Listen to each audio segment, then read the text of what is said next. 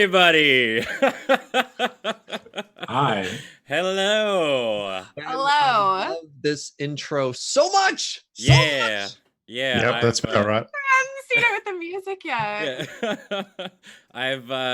I have been up since 8 o'clock in the morning making sure everything is ready for today, and I'm sure something's gonna go wrong, but that's We'll do our best. we're gonna do our best. This is something brand new. I mean, most of us have played D&D before.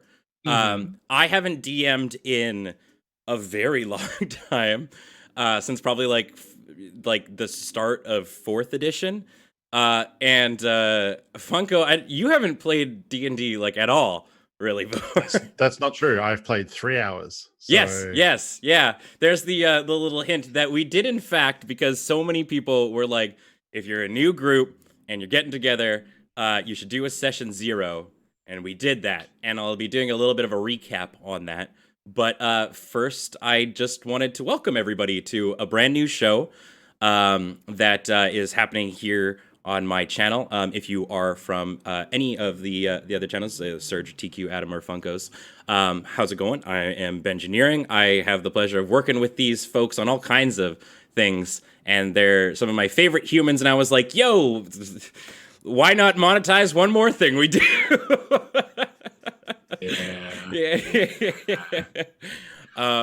So welcome everyone to the Moonlighters. This is a new D&D show that we're going to be doing on alternating Thursdays is kind of the idea. And this is sort of a little bit of a test run to see how things sort of go. I've got a session and a campaign sort of written up, and we're gonna kind of do this as a not necessarily like a one shot, but like we're gonna let this campaign run its course, and then if we sort of like how it feels and all that kind of jazz, I think it would be really, really fun to turn this into just like a reoccurring show that we do. That's sort of the idea anyway. Fingers crossed everything sort of goes well. With that being said, I'd love to do like a little bit of an introduction in case some people might not be familiar with everybody who's here. I've been talking for a little while, and I'd love someone else to do some talking. I'm muting because my window's like bum bum bum. Yeah, no, it's fine. TQ, why don't you tell us a little bit about yourself? I am a partner Twitch streamer, Variety, and I am an illustrator as well. And I am gonna try not to swear that much. I mean, and My show. Don't worry about it. yeah, yeah, it's on my channel. yeah, I'm very, very loud, but that's okay because I'm with the loud boys. Yeah. Who's that? And then I am playing Neoma, the Storm Sorceress. Yeah. I mean, we can talk a little bit about our characters as well if you want to introduce Neoma at all. Sure. I mean, she is wants to do good in the world, confident in herself and her abilities, water genasi. So she's used to getting a couple weird looks now and again, but she spent most of her life on a boat, so she's not 100% like used to the idea that she's not normal. Yeah, for sure. It's like if it's all you've known, like kind of why would it be any sort of weird thing? Yep. And she's here to do good, kick some butt, but mainly make friends. Yeah. Booty. Adam, you want to do your thing? Hi. My name is Adam. Yeah. I am also a partner Twitch streamer. I guess I'm Variety. I guess that's how I would label myself. I don't know. I do a wrestling podcast. That's kind of cool. Yeah. When are we talking about all the cool shit we do? Yeah. Oh. Well, you said you're an illustrator. What do I identify as? I was like, I don't know. I'm a streamer, I guess. Gamer. I'm a gamer. Yeah, gamers rise up. Adam forgot to introduce himself by his other name, the Boshi. Yes, I am also a Boshi, not the Boshi. It's not the Boshi. Oh, okay. No, because like multiple people have done it, right? So I am but do they matter? I'm like a coven. It's like a coven. It's like a coven of witches, right? It's like once you're the Boshi. Anyway, that's the stuff I do. I stream. I do stuff with Loading Ready Run. that's pretty much it. And I am playing Oscar. Oscar is a 56-year-old human cleric. He spent his whole life working in a village as like the healer, like a hedge mage, or like, you know, like a not like a Hedge mage or gardener? like a pediatrician, basically. Like he's just like he helped the those hedge of kids. Yeah, the hedge kids. Anyway, so he spent his whole life healing in a village because he thought that that's what adults were supposed to do. His parents always told him, like, you got to live this life. This is what you do. You get a job, you have some kids, you get a wife or whatever, and then that's it. And then you die, and then you move on. And then you have kids who live on. And he got conscripted by a church, or by the Church of Tempest, for a war that was going on, and used it as kind of like got an excuse to get out of this like boring ass life. He's kind of like, oh, sorry, my hands are tied, like gotta go get conscripted. And God of War says, let's go. So, and he doesn't necessarily, I guess you wouldn't say he's like all in on the religion, but use it as an excuse to get out, and that's kind of where he's at right now. So yeah, that's it. All right, sweet. Serge, you want to take it away? Hi, I'm also a partnered streamer. Oh, Funko. Wow, the look down. Holy moly. I felt so bad. What a dink. So like that was the thing. As soon as TQ said it. Yeah. I'm sorry, I didn't even think about it. TQ said it. Yeah. I had a whole bit thing about, hey, I'm the not partnered streamer. What's up? Instead, Serge decided to throw the flack. Yeah.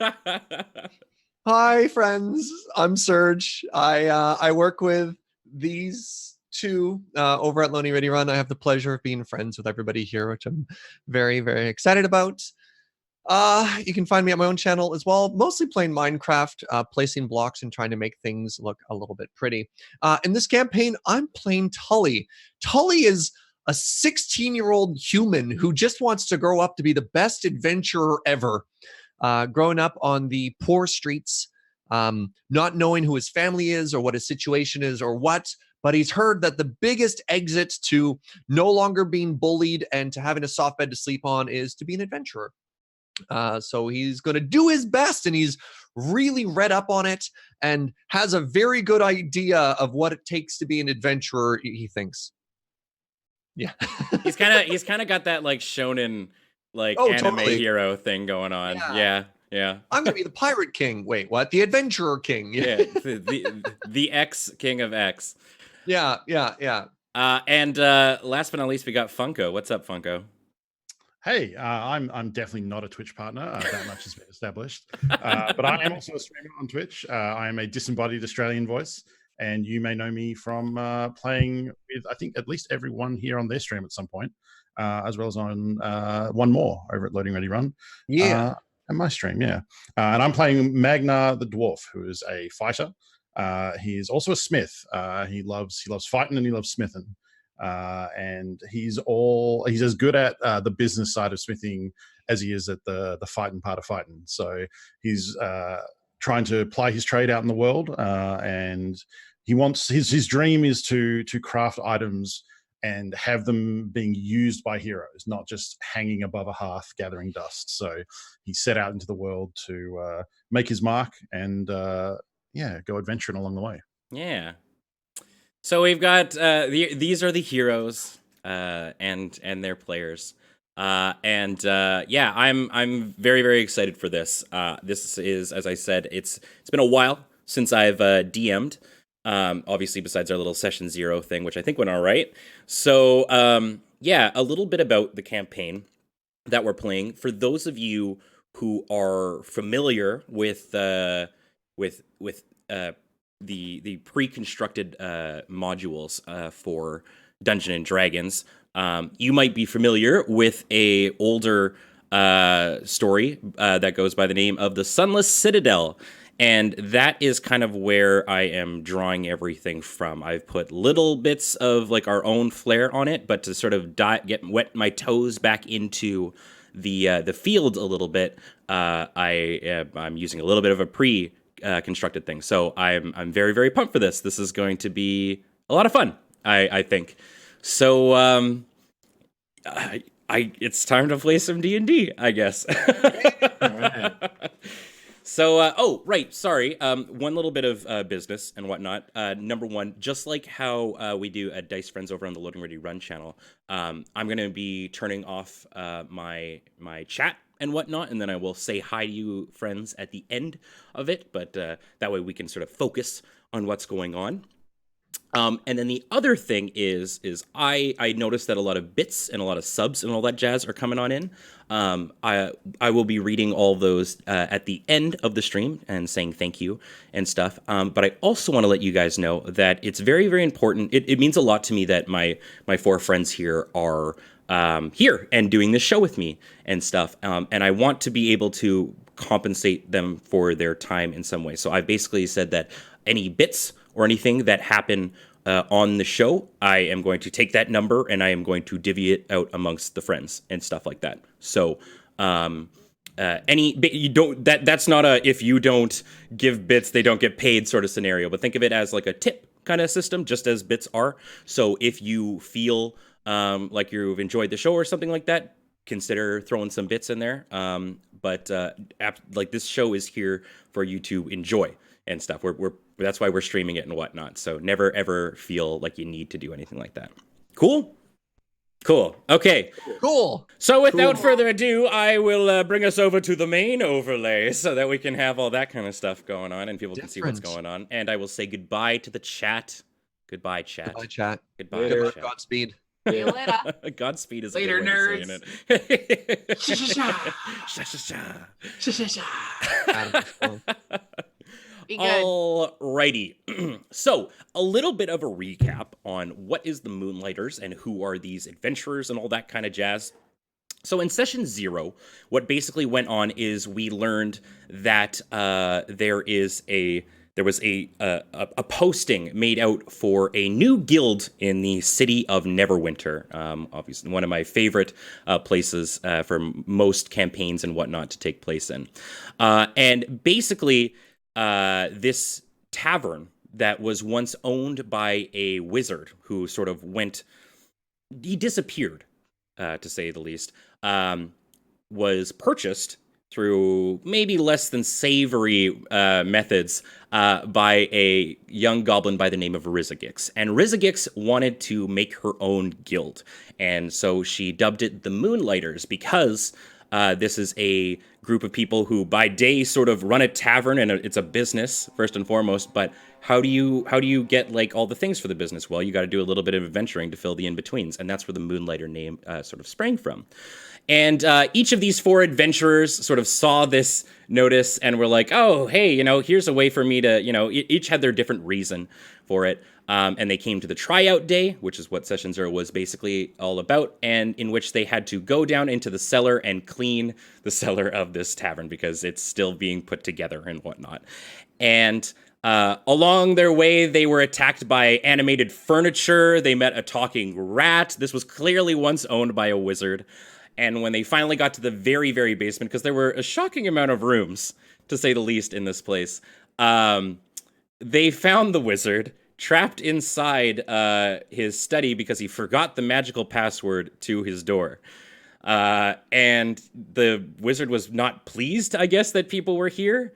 And they sort of decided he was ready to attack them, but the crew actually managed to talk him out of it and We're said, best friends. Yeah. The wizard, by the way, his name is Tesser Gondak. And he locked himself in the basement, and he doesn't really like people. So I guess, could you kind of sum up, one of you, maybe the arrangement, I guess, that you kind of came to with him? We don't bug him, and he doesn't kill us. That's my favorite kind of agreement. Yeah, that's basically it. Yeah. You're like, look, you antisocial old man, you can stay in the basement and no one will ever bug you. And he's like, oh, that seems pretty great. Like, tag yourself. I'm the wizard. Yeah. So yeah, the arrangement is basically he can, do his thing in the basement as long as it's cool for Rizagix to basically run her tavern up above. And that seemed okay. And Rizzo seemed also fine with it. And near the end of this, as everybody signed the contract, she said, cool, you've signed it. You're part of the guild now. I have some news to tell you. you are actually not the first people that have joined the Moonlighters. And this is sort of where our story begins a little bit. So, without further ado, box text time. Paint me a picture. Oh, beautiful. Paint me a picture, man. So, the legend of the Sunless Citadel is known locally by many, including a few of you. Built by a dragon cult that valued its privacy, all record of the cult's name has vanished, though many believe that it was associated with the dragon Ashardalon. Nowadays, the fortress has sunk deep into the earth, its many rooms and halls becoming one with the ravine it now occupies. It is known to play host to two tribes, one consisting of kobolds and the other of goblins. Uh-oh. Deep within its bowels, legend tells of a magical tree that once a year, the goblin tribe pays visit to the local town of Oakhurst to sell the fruit it bears. The fruit itself has been said to give the one who consumes it renewed vigor and life. It is this legend that has attracted the attention of new guild founder Rizagix the Goblin, who with a fiery conviction in her heart sent the only two adventuring members of her guild, the Moonlighters, to investigate and see if they could procure this fruit. As a magical apple that fills a customer with joy sounds like a terrific new menu item at her tavern. The Weathered Hammer is the name of this tavern, and it is what plays host to the guild. That was about 2 weeks ago. Oh, they dead. So Super going dead. after an aphrodisiac is the reason this exists. Interesting. Yeah, I hope we find him in jars. That's what I hope. Oh my God. So the four of you recently joined up with the Moonlighters, and you've been tasked by Rizzo to see what the heck happened to those two. And, you know, maybe bring back an apple or two if the opportunity presents itself. Okay, so those are priorities. Yeah. Humans first, apples second, not apples first, human or friends second, humans, apologies. I would say she put them at about the same value level. You know? So you find yourself now on the back of a carriage, being driven by a balding, bespectacled man who you were introduced to as the guild's wheelman, and who is simply known as Murray. Murray turns to you and says, "Oi! We be approaching Oakhurst shortly. I be begging your pardon, friends, but I feel as though this trip has been a tad on the silent side. Perhaps as new members of the Mrs.'s Guild, we should be getting to know one another. You know, old Kel and I do enjoy making some new friends," and he sort of gestures to the horse, who appears to be as old as Murray and her mane sort of growing a bit. Graying, that's the word I'm looking for. Also growing. You're also growing. I mean, it never stops, right? He turns to you and is like, "Perhaps you could tell me a little bit about yourselves." Oh, I'm Neoma, and you can call me Neo or Neoma, whatever you think is better. And I really, really enjoyed the ride. I just didn't want to disturb you. But I like making friends, so we can be friends. So if Wheels looks over at Tully, you see a teenage human boy wearing what you'd imagine a teenage boy would think an adventurer looks like. So like leather and an armor and a helmet, but it's very obvious that none of this is his. Right. Whether he stole it or whether he found it like looted off of bodies or out of garbages. It's like very clearly the most piecemeal thing altogether. He's like, "Hi, I'm Tully, and I'm going to be the world's greatest adventurer." It's a pleasure to meet you, Tully. Yeah, I'm on my first quest. That sounds very exciting. Do your parents know that you're on this adventure? I don't know. I don't know my parents. Murray sort of like looks around. He's like, "Oh, appear to have struck a nerve. I apologize there, son." You kind of hide his right nose. Maybe when I become the world's greatest adventurer, my parents will look for me. Holy shit. What the fuck? Neoma like desperately just like looks at Tully and is just like, Oscar puts a hand on Tully's shoulder. He's like, I mean, sure. I mean, you can't be. Tully looks very sad, but kind of optimistic. Look, kid, you can't just spend your whole life looking for someone else's approval, right? Kind of got to do your own thing.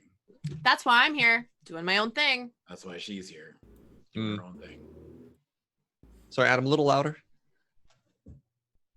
You got to do your own thing. Perfect. That's what you said. Yeah, sorry. Bad-looking, bearded old man. Who are you? Yeah, he's just a little old. Oscar, he's like reading. I guess he's got like I guess there's like a religious text or something. Sure. in front of him. Yeah, He's the just book, like- the book of your god. He's reading it, but his eyes are kind of glazed over. Like you can tell he's not really reading it. Yeah. He's just open. I'm just chilling. And Fiona what? literally has like no idea that she's any different. She's like just like happy to be there. Yeah. And what about yourself, Master Dwarf? As Murray, is it? Murray, you said your name was? Yes, yeah, it'd be Murray. Let me. I'm a smith by trade. I wanted to talk to you about this wagon. The ride on this thing is could be improved. Perhaps, you're responsible for the upkeep on this vehicle. I am, but I thought I'd been doing a fairly good job so far. Oh, it's fine. It's everything can be improved. So I think we need to have a conversation later about the spokes here could be improved. I'll show you. I'm not sure of the seniority system that goes on in this guild so far, but we could probably have a discussion, but maybe not like a talking down to. No, not at first. My rates are fair and reasonable. I think you'll be impressed. Oh, well, I do appreciate it. And, constructive criticism never did hurt anyone, did it? No, of course not, especially when it's followed by construction. So we need to talk later. Mm. Well, it's been a pleasure meeting you all, and we're actually just not too far outside of Oakhurst. As you may have, if you do not know, Oakhurst is it's the closest town to the Sunless Citadel, and it'll be a good place for you to get your bearings before you head off. It's about I'd say an hour or so out of town towards the Great Ravine, and he pulls out a map and he sort of shows you sort of the trip that you guys have taken so far. So you left Neverwinter. And he didn't feel comfortable going actually through the Neverwinter Woods, so you kind of went up and around the entire thing, up by Blackford Crossing there, and then on down to Oakhurst. And you can see in the tinier little leaflet that's attached to it as well from Oakhurst that there's the Sunless Citadel in the ravine just down the old road there. So we're in like a marshy swamp area now, based on that map, or yeah, okay. Yeah. So you roll on into town, and Murray starts to kind of give you, I guess, a lowdown of what you can kind of find in the town, and he sort of explains that it's a modest size. There's about 900 residents of sort of all varying races. There's humans and halflings and all kinds of things. So it's not dominated by any sort of one race or anything. He talks to you a little bit about the mayor, Werner Lang, who's kind of a stuffy gentleman who sort of the town tends to pay no mind to Sunless Citadel, and there used to be a time in which people would come and try and adventurers would come to seek their fortune, but a lot didn't end up returning, and it just sort of became this legend that sort of faded into myth a little bit, and less people started to come on by. Along your way, you pass by a general store. There's also a shrine and a jail and a blacksmith. And just near sort of the just before the town fades into the old road, he pulls the cart to a stop and you look to the side of you and you see the Old Boar Inn, a little sign kind of hanging on down here. I love the name. Yeah. Hey, I'm gonna ask Murray, does he know anything about, like, does he know, I guess we know going into this that there's kobolds and there's goblins, correct? Mm-hmm. Can Murray give us any information about the Sunless Citadel, like at all? Well, I mean, besides the traditional myths and legends and whatnot, I must be honest, I'm not too versed on the history of the place, but I do know that the best place to ever get rumors and what like that, I mean, how does any adventure begin? Down over at the local. Yeah, very right, Master Tully, at the tavern. I'm sure Garen inside. He's a good man, and I'm sure he could tell you a little bit more about it. The locals tend to know more about these things than your old pal Murray. Thank you so much, Murray. It was a lovely, lovely trip. Ben, Absolutely. can I make a history check on? Yeah. Sunless? Yeah, absolutely. Where's my thing? I got a 15. A 15. Okay. So Yeah. a 15, I would say, do you read a lot? Like how would you sort of come by this I knowledge? wouldn't say that. I mean, Oscar reads because he has to. Okay. Yeah, like because all that, but he's only spent the last few years learning about, like, I guess doing real solid book learning. Okay. So he doesn't know a lot of. Maybe if it's related to a religion at all. Yeah. Yeah, That's okay. basically what I'm looking, like, just anything I've heard about what this place was. He's part of an organization, right? It could be a verbal history from what he's heard. So I would say, from what you sort of heard, I guess, in murmurings, because Neverwinter isn't too far out from the Sunless Citadel. I mean, obviously, it's a number of days travel and whatnot, but if you cut through the Neverwinter wood, it's not too far. So I would say one of the more recent, or not recent, but one rumor that you would know is that a very, very long time ago, a wizard of sorts was known to have taken leave and went to the Sunless Citadel, and he was never seen again. Okay. Oh. Mm-hmm. I'm picturing Tully's eyes now look like that anime character when they're like twinkling. You're like, wizard's treasure. Ah, yes, Master Tully. And perhaps you'll get some of that treasure for yourself. But, be sure to spread the wealth with the guild, and most importantly, take care of each other. Now, Can we old pull the reins on getting the kid super excited, or anybody else? Am I the only one sitting here? You know what? The more excited he is, the more he'll do We all realize that this is. for himself. You realize that these are life or death situations, right? I can't. Well, yeah, the thing of stories. That's how you become a hero, Oscar. the boy's Yeah, got a sure. point, Oscar. Battlefields. By Am I dying. the only one? Am I the only one that just? Come on, Magnar, you gotta I back don't me want up to here. die. Oh, that's how stories end too, kid. Yeah. I mean, let's be realistic. I'm not saying we're gonna die, but After There's all a this is chance. done, my name will be told throughout all of the kingdom. Bards will sing the I'm not tale of dying. my story. I'm not dying. this is a lot. This can only go great. Yeah. It's Apparently. gonna be fine. Yeah. It'll be great. It'll be Yeah, fine. sure. So, Murray... Now, oh, I sorry. want to hear more about this boar-in because that sounds delicious. Yeah, Murray says, I'll let you off here, and I'll be over at the stables and whatnot, taking care of old Kel here. I dare not take her towards the Sunless Citadel. She gets a little skittish on those old roads, and I've heard tell that things tend to prowl the roads at night. So be sure to be rumors, monsters. The way of the Tully, world. calm down. Calm down. Anyway, I'm sure old Garen could send you the way you need to.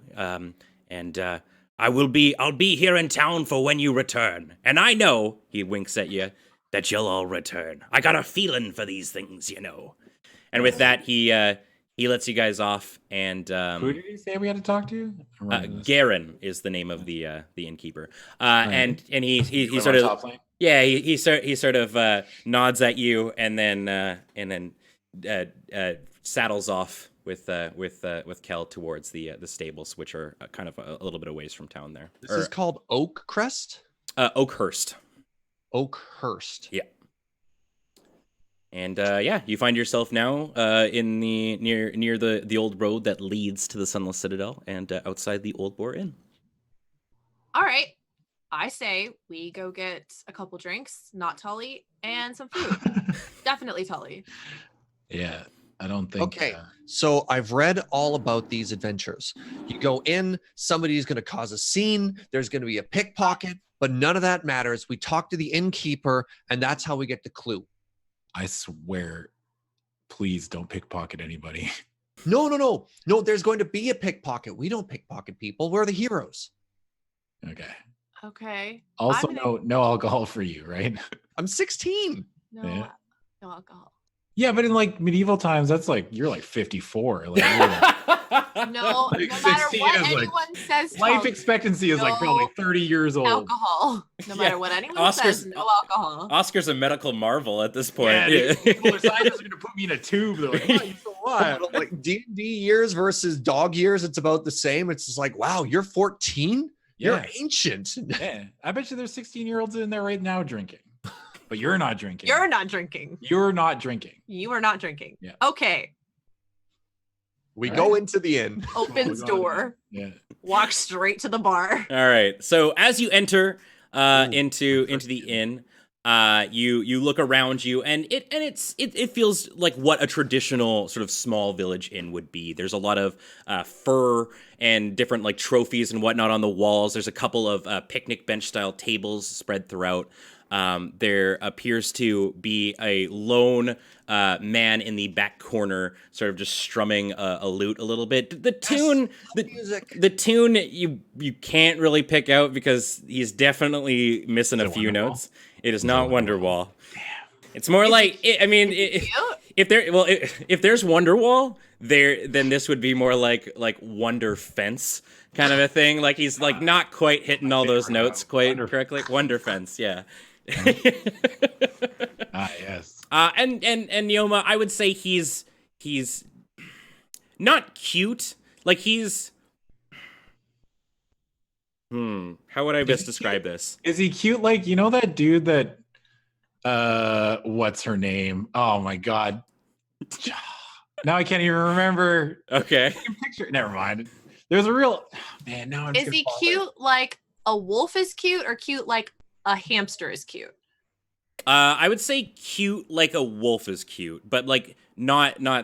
This is gonna be a weird. We're going for like a sentence. grungy musician. There's like kind of a shaggy looking, cute, obviously starving I artist got type. it. He's like Dave Grohl in his like young years, I was like gonna when say, yeah, this is like when he was the I drummer I had for Kurt yeah, Cobain in my mind. yeah, right like when he now. was the drummer for Nirvana. So he's like, it's a weird looking guy. Julia Roberts. You know that dude that was married to Julia Roberts who was super ugly and everyone's like, why is she with him? Is he like that? You remember who I'm talking about? Lyle Lovett.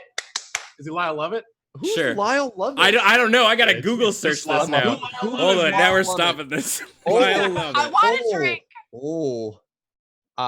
Yeah, that's pretty apt. I would go with that. Yeah. All right, Lyle Lovett. So Lyle Lovett is in the back corner, and he's just strumming away playing Adam. Wonder Fence. And this. yeah, just kind of not hitting quite all the notes. I get a water for me and Tully. Okay, so you approach the bar, Yeah, and there's a large man. I'd say he's maybe about like 6'9", kind of a thing. Very Nice. broad shoulders. Nice. And he sees the four of you enter, and he goes, I know why you're here. Excuse you? You? Is it to You get a drink? heard about the Old Boar Inn's famous beef stew. And the four of you are wanting some of that right now, aren't you? Not. Mm, I'm good. Yeah, Nope. yeah, Personally. Yes. yeah. Yeah, sure, absolutely. I'm Extra I'm beef. Good, No. good. Well, have a No. table over there, and perhaps I can get you something to drink. I would love Yeah, something to yeah. drink. We Water. get on his good side first. We Yeah. get on his good side by ordering beer. I'd like a beer seat. I would like not a beer, but whatever is better than a beer. Like a Oh, fancy beer. like a Like a any fancy fan- beer. like Do you an have any ale. fancy beer? Yeah. Yeah, an ale. Grog. All right, then. Why don't you take a seat, and then old Garen will put everything together for you. And he kind of disappears into the back where there's a little bit of there. You can see through the open doorway that there's a kitchen and whatnot back there. And yeah, you guys have the opportunity now to venture around, I guess, the inn if you'd like while I he is really away. don't want this man's beef. I'm sure it'll be fine. It's a legendary Don't adventurer's eat me. tavern. The food's got to be great. It's fine. I'll eat your serving. We'll be fine. I'm gonna. Oh, okay. Okay. I I don't don't want want to to offend him. Serge, I don't want you to stop you from doing things, but I'm keeping an eye on you. Like from a character standpoint. I'm making Tully. sure. Keep an Yeah. eye on Tully. Yeah. I'm keeping an eye on the beef. I would love it if they just bring me like a glass of milk. I look so young. They're just like, not even water, just like, here's a glass of milk. And he's like, With a lemon wedge in it. So after some time, Yep. the Garen sort of returns with the beverages that you ordered. He plops down an ale in front of Neoma and a beer in front of Magnar and Oscar. I don't want a beer. Oh, sorry. What did you ask for? Just water. A water. Yeah, he puts a water down. Magnar in front of you. casually reaches This- for the ale and drags it in front of him. You're talking to a DM who has never worked a service industry in his entire life. I already forgot what you asked he for. forgets all about it. Yeah, and he puts down a water in front of Tully as well. Good. I ordered a milk. No, shit. Yeah. Let me guess. You must be another batch of adventurers, aren't you? He's good. Well, He's that's good. It's a loose term. I wouldn't. I've never done any of this before. We're going to be the world's greatest adventurers, sir. I don't know if we're gonna be that good. We'll be okay. The world's greatest adventurer, you say? The world's most okayest adventurers. We'll do all right. Yeah. I Well, think. Right. setting realistic expectations is probably a good thing. Yeah. Well, I can't. It's been no. It's really interesting that people have started coming around again. I wonder what happened. There was those 2 last week, and now another 4 show up. Sorry, to what? Sorry, say again. Well, there was 2 adventurers here. What do they look like? There was a man and a woman. I think they were brother and sister. And they I go to Oscar. "Tst. Is that who we were looking for? Yeah. Oh. Okay, keep going. all right. I don't know much about them. Master. I do know that they were heading out into the old citadel, but I tried to warn them. It's not what you'd think. How? What do you mean? Wait, what?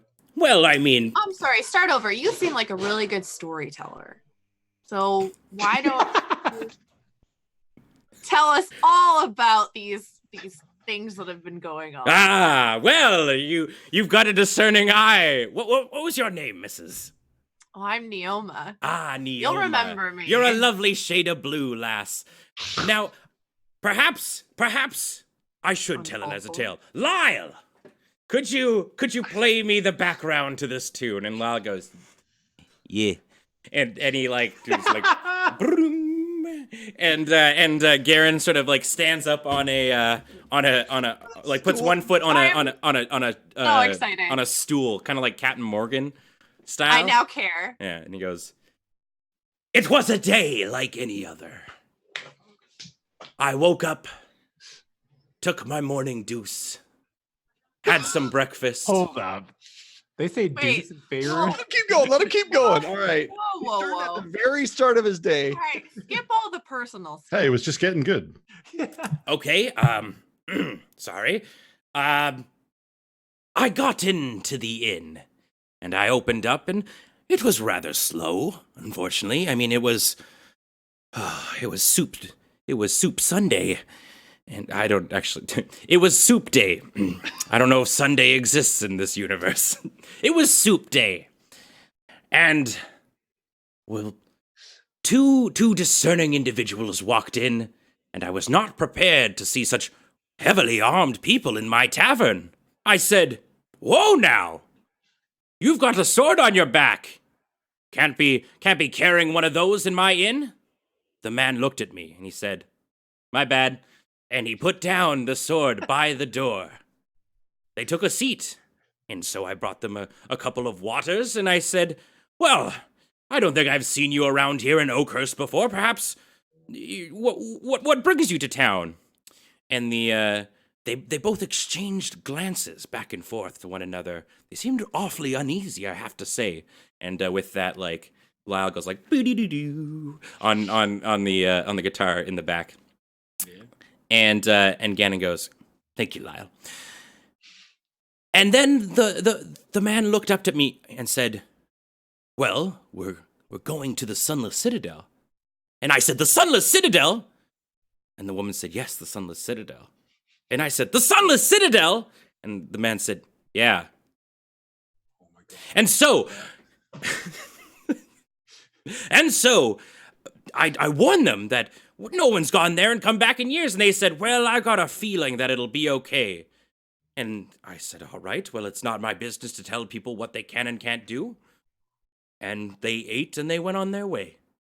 What a good story. But how is that? How have things changed? What do you mean? I thought the story was how things have changed from how it used to be. Wasn't it just goblins and kobolds? What's different? Well, that's the story I wanted.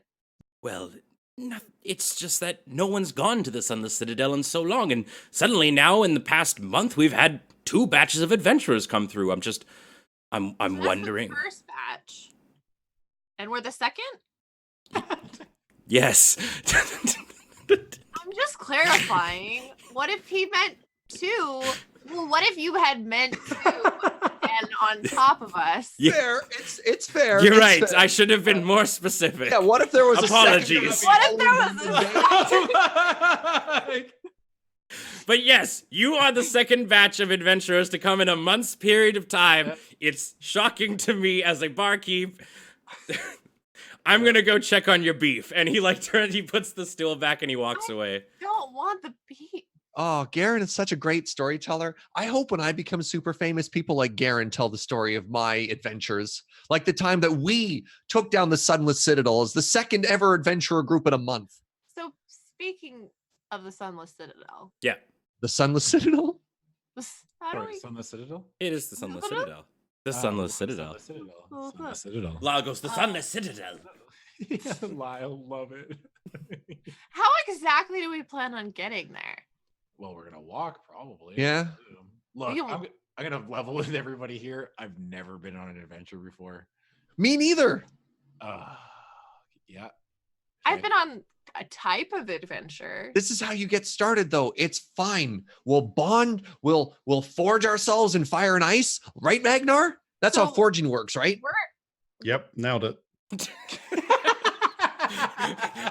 Magnar's just like You drinking. can Oscar burst out laughing. Yeah.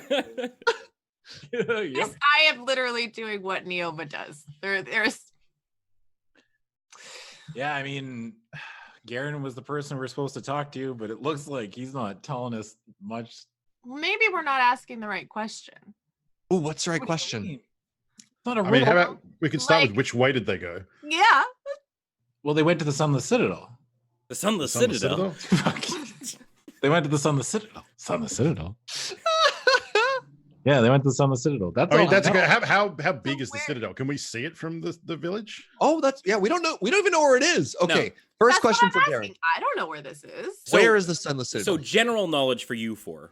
Okay. You know that the Sunless Citadel, the reason you can't see Sunless it, Citadel. the Sunless Citadel, the reason you can't see it from town is because it is in a ravine. It is Because there's sunk, no sun there. That's why you it can't is see sunken down into the gorge. Oh, that does make sense. It yeah. used to be the Sunny Citadel. I think it was just the Citadel. It's Always always sunny in the Citadel. it's always sunny. Yeah, damn it! Do-do-do-do. Fucking goddamn it! So after some time, Garen comes on back and he has a big tray and each has a nice bowl and in full of hearty beef stew and he pops it on down on your table and goes, here you are, 4 helpings of the chef's finest. The chef's me. And delicious. he winks. The chef's me. You had to tell us. By the way, the chef is me. First adventuring grub. Magna's already eating, just plowing into it. Looks okay, I guess. I mean, I'll eat it. Is it good? Yes, it would be very tasty. It's Is it the best stew I've ever had? roll a d20. Oh, fuck yeah. This is easily the best stew I've ever had. That's a 5. It is the best stew you've ever had. Okay. Yeah, easily. Alright. But you don't have. But from a 5 being that you rolled poorly, you don't have a great frame of reference for beef stew in general. I've never eaten anything that was a land animal before. Yeah. Garen's kind of standing there still, going, "You've never had a cow?" I mean, we've had a cow, but it was like a day and it went to a different person after the day. You wouldn't happen to be So- a vegetarian, would you? No, I've only ever had stuff from the sea. I grew up entirely on the ocean. This looks really weird. Well, that's a tale. Well, try it. And if you don't like it, I won't be offended. And I'll just be over at the bar, and if you need anything at all, feel free to ask me. And he's, Okay. yes, you. He points at you, Tully holding his hand up. Oh, wise innkeeper, what is the best way to the Sunless Citadel? Oh, it's just the old road out of town. It's about an hour away. Just follow the road, and it'll take you right to it. I did it. What were the other questions? Anyone? This is a really weird looking fish. How long It's ago not did a those other two come through here? About 2 weeks ago. 2 weeks? Yeah, you know that from Rizzo's sort of conversation. So I guess it took you, I'd say, about like 4 or 5 days to actually get there. So about a week and a half now, or 2 weeks and a half, 2.5 weeks. How many days journey is it to the Citadel? It's an hour away.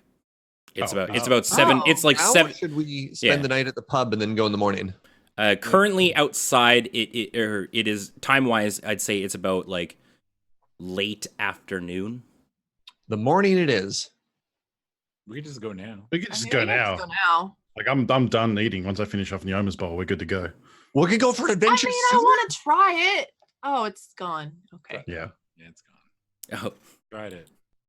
Okay. Well, Garen comes back over and he goes, "It looks like you all enjoyed your food." And hey, he kind of he leans down and goes, "For listening to an old innkeeper's tale, Mm-hmm. it's on the house. I like to see an adventurer go off with a nice full belly. The drinks too? Absolutely. Consider Can it. I have Consider it two the more? hospitality." Okay, I'll get 12 beers to Can I go. have No, two t- more? Garen goes, "I mean what you had already." That is not what you said, though. You ever heard the term "give you an inch, take a mile"? Jeez. Can I would love. Can I have just one more? Like, wow, I met Just some one really more. unsavory people on the street, but this is shameless. Neoma, One more? can you make me a persuasion check? I'm gonna mute because dice. Sure.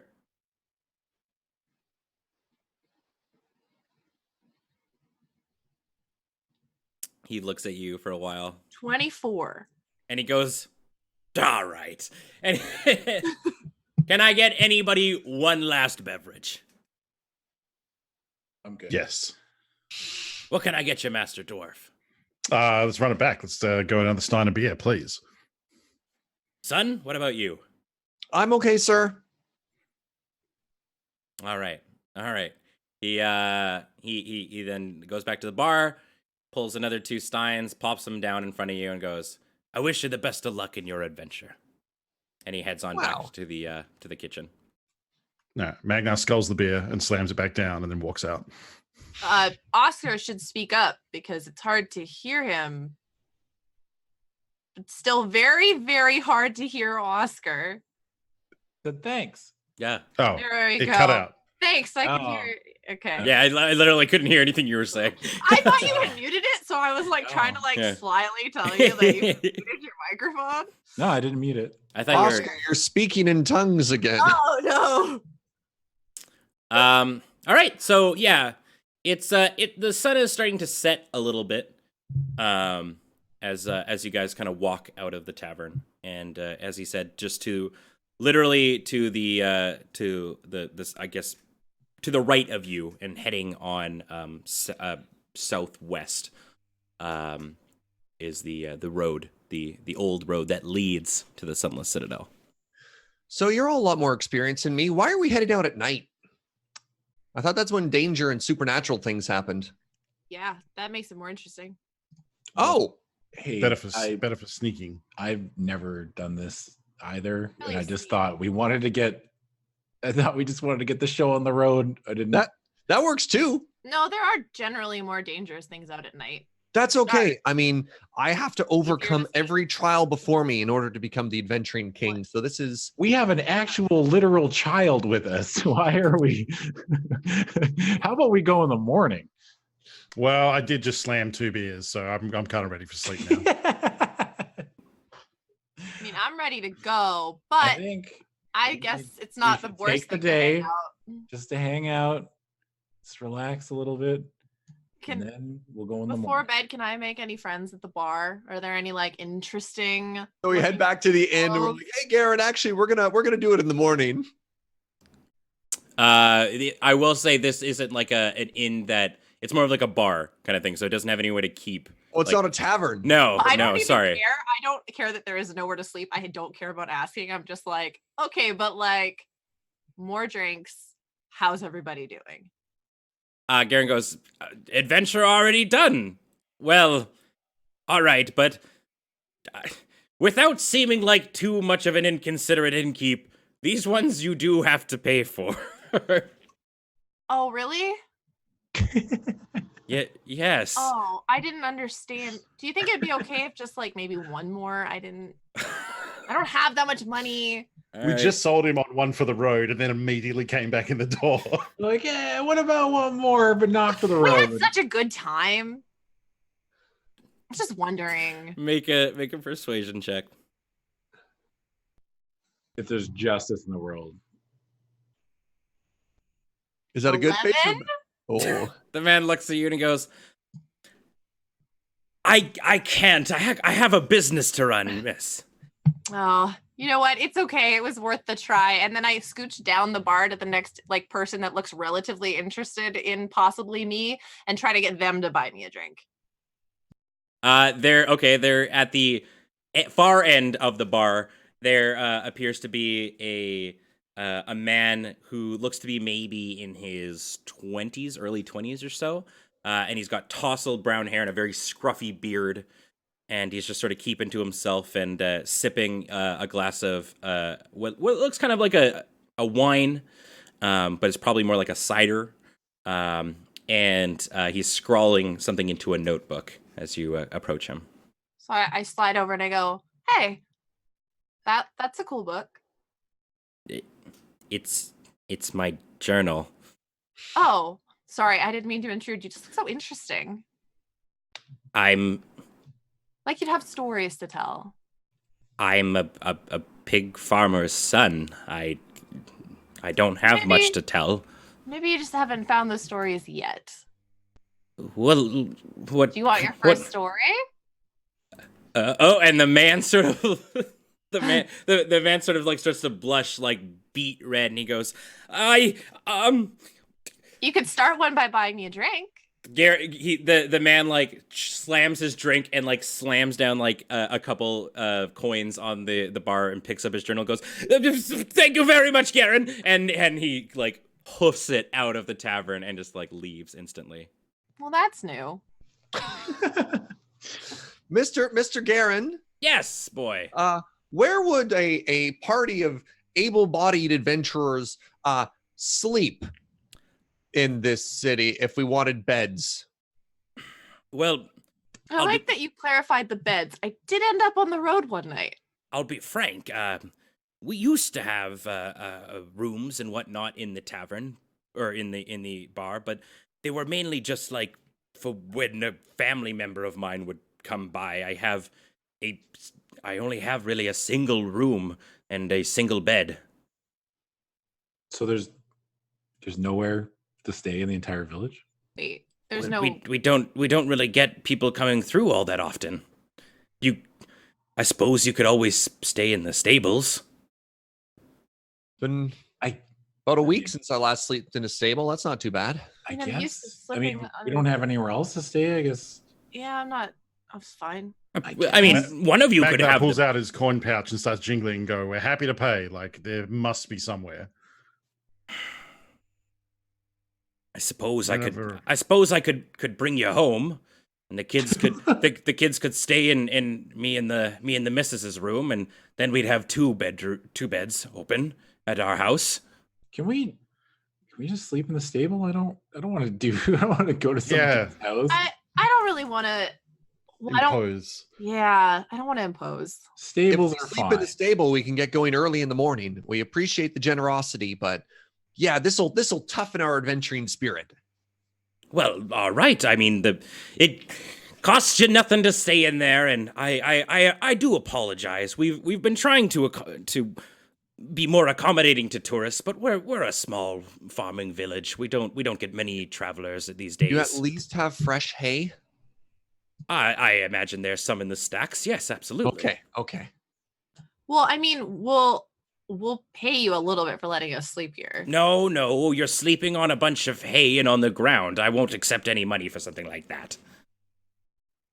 Okay. Okay. So should we just like fast forward to the morning, or is there anything you want to do in the night, or? Well, it is worth noting that when you do get to the stables, Murray is there with Kel, and he goes, adventurers! I see you're still here. We thought it'd be better to get like a good night's sleep and take it on in the morning, because who knows how long we'll be there for. Oh, terrific! Where are you staying? Here with you. Oh, I'm not staying here. I have a cousin here that lives, and I'm just gonna stay at his place. Oh. But enjoy the stables, and he gives Kel a little pet on the head, and he starts walking off with a bag over his shoulder. Cool. Good talk.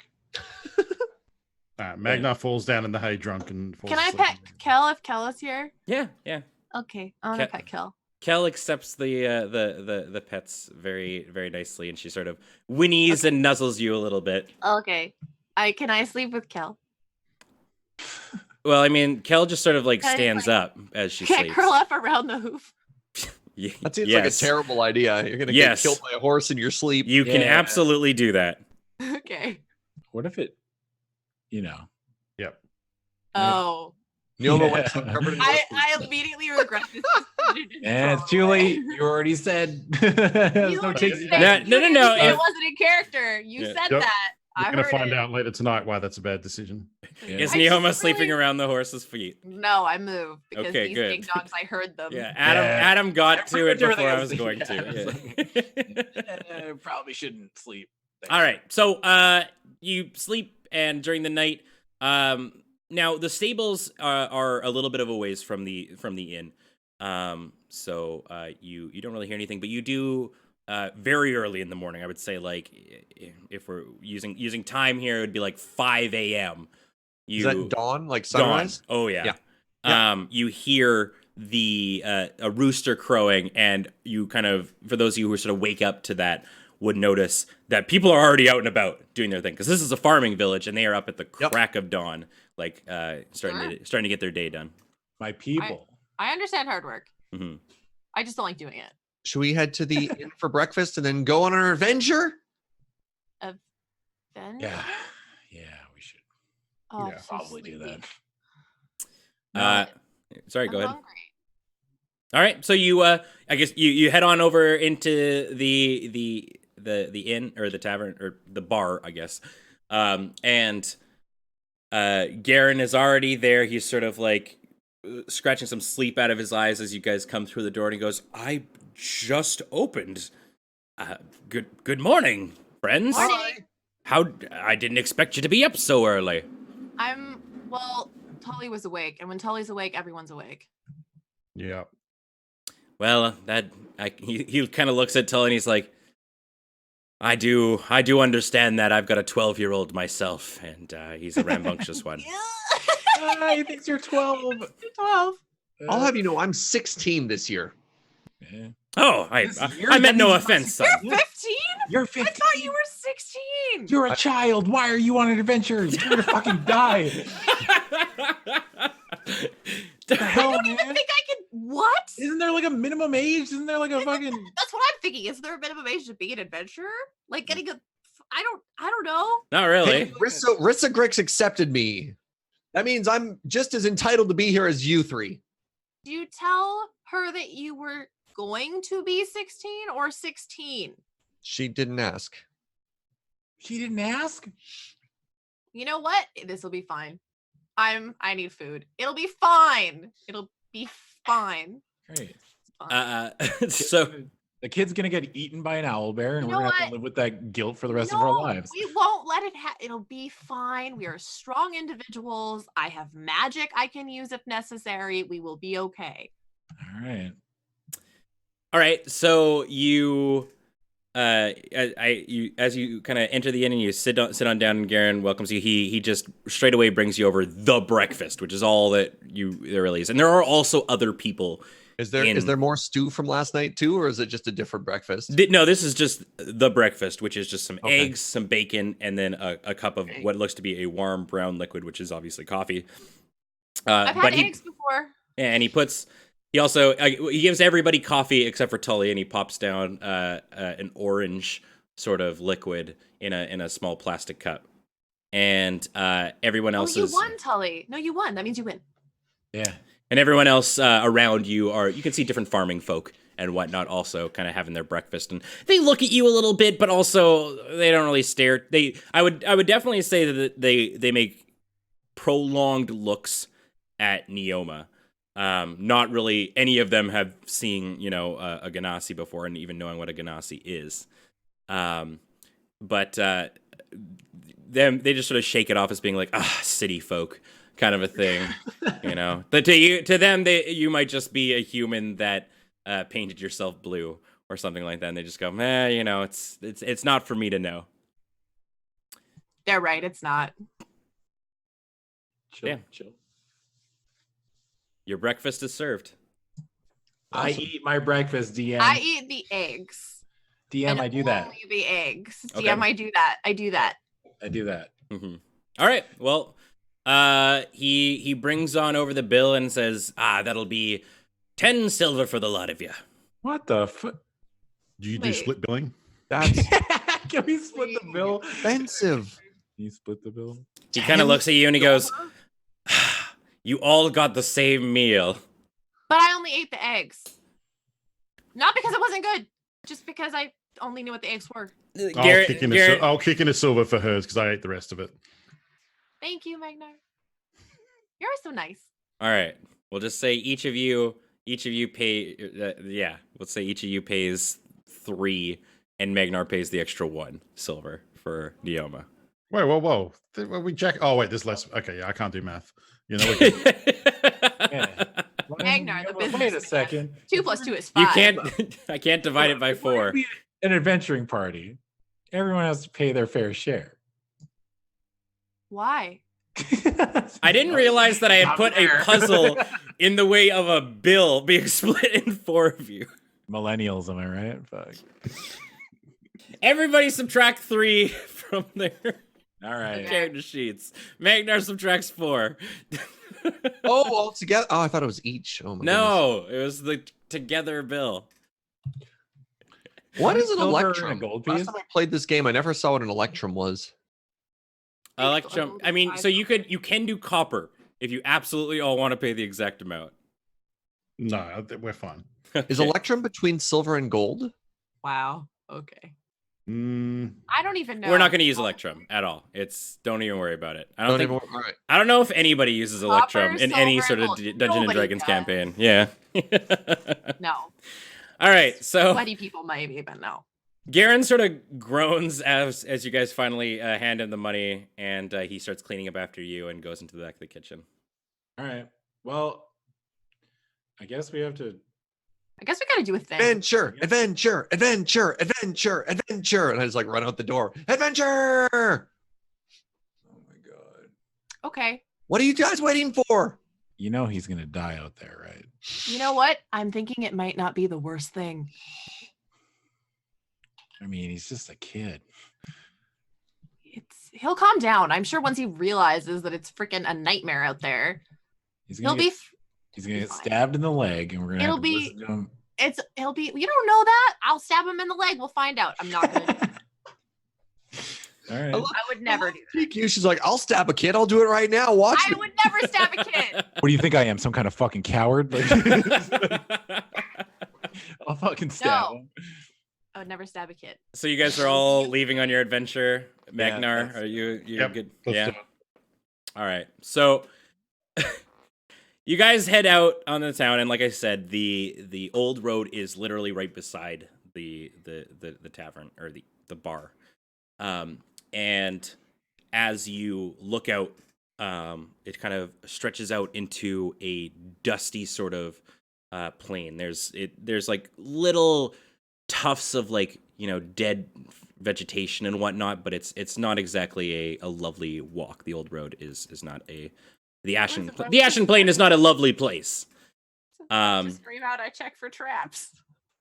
There are no traps on the road. Okay, you find a trap, you fall down a 100-foot pit, you fucking die. Yeah, GG, reroll. So as you guys are heading on out, the old road passes to the east of a very narrow ravine. And at the road's closest approach to the cleft, you see this is after traveling. Nothing really happens. It's only about an hour walk, and it's a very uneventful sort of trip. And as you sort of approach the cleft of the ravine, you notice that there are several broken pillars that jut from the earth where the ravine starts to kind of like widen out. And two of the pillars stand up straight, but most of them are sort of like kind of leaning over on sloped earth. There's also just a bunch of broken ones and stuff around, and you can probably tell that a lot of the higher parts of them have fallen down into the ravine. And you can see far on the other side that there are similar pillars on that side as well. So you can probably ascertain that this is where the Sunless Citadel started to crumble down into the ravine and where it once stood. Can everybody do a perception check for me, please? This is beautiful. Perception time. Mm-hmm.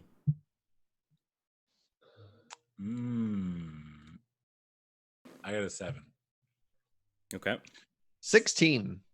18. 7. Okay, so Tully and Magnar. I would say Magnar, having a understanding of craftsmanship and whatnot. I have a special thing if it's for the stonework specifically. It's not, but I mean, I would imagine you would probably be someone who would look at that stonework in general. And Tully, you being somebody who looks at everything, you guys both notice that tied to one of the pillars is a sturdy, like knotted rope, and it's going down into the ravine. I think I found where they went. Or someone. Presumably them, but it could be literally anyone. And I point at like a rope on a rock. All right. I think it bears more investigation. Is it a rope that we would deem to be safe? Yes. Can we tug on it? Yep. Okay. Yeah, upon like a good tuggaroo, you do notice that it's fine. Like it descends.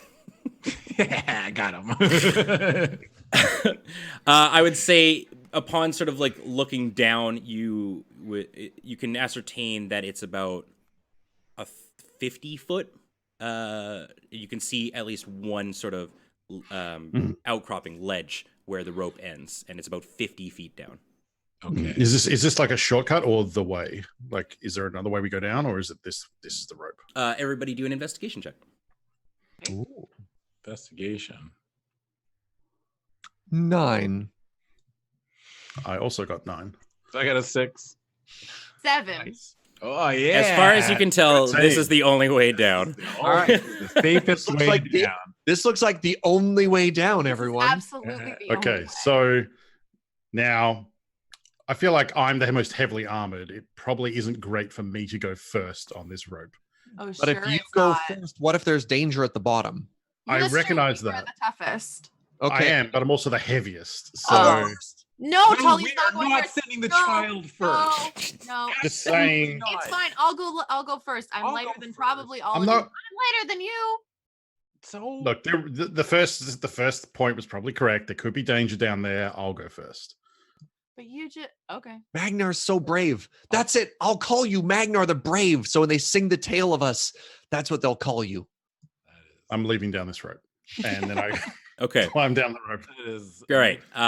Magnar, can you do an athletics check for me? Sure can. That is a 24. 24? Okay. So you like gracefully descend down this rope. Like it looks like you probably, were first place in gym class Can I grip every it year. grip it with my legs and then bend over backwards and slide down with my arms outspread like an eagle? Yes, you you can absolutely do that. I will say with bad, that, that's hold not- on, with that, if you are choosing to, I would also like an acrobatics check. Oh, that's not good. You did this to yourself.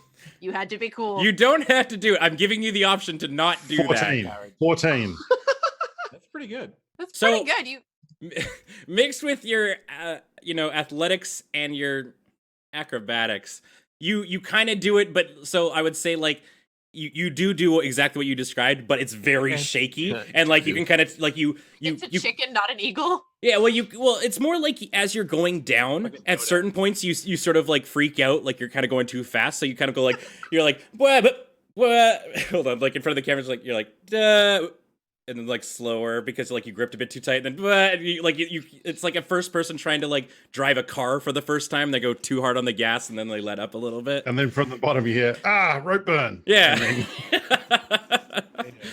So you get to the bottom, and Magnar, you can see now that it is quite dark down here. Obviously, you're in a ravine, but the sun that's starting to rise up above the sky is illuminating it a little bit, but you can't quite see all the way to the bottom. It still is very dark down there. But I call it the Sunless Citadel. Can I go next? Yeah, absolutely. No, I'm going next. Okay. I I like mean- go to walk up, but Oscar's like, hold on. No, you're gonna wait until we make sure that it's safe. Okay. All right. I can't have your death on my conscience. All right, we'll call him Oscar the Wise. I yell up from below, it's fine, just get down here. All right. So I'll climb down the rope. All But right. I don't do the same thing that Magnar did. Can you give me an athletics check, Oscar? Oh God. A 9. 9. Yeah, you descend the rope completely fine. Hell yeah. All right. I guess so. I get down there and it's dark. Yeah. I can't see shit. So, well, can I see a little bit? Like I can see a little bit. A little right? bit, yeah. Like I said, it's like you can see the area sort of around, like the ledge that you're on, and it kind of spans out. I would say maybe like 15 feet in every direction from you, and you do see sort of a what appears to look maybe like a staircase that's on the far side of it that goes kind of down. I'm going to light a torch. Yeah, absolutely. Your torch is lit. All right. The way is lit. Crying emoji. Okay, hand 100 emoji. All right. Yeah. Yeah. It looks safe. You can send the child down now. Okay. All right, I roll a 17. Yeah, Tully, you with the grace of youth, you kind of slide on down the rope. I don't and know you why have you no thought issues. this was so hard. The rope was fine. Are you actually going to be like that?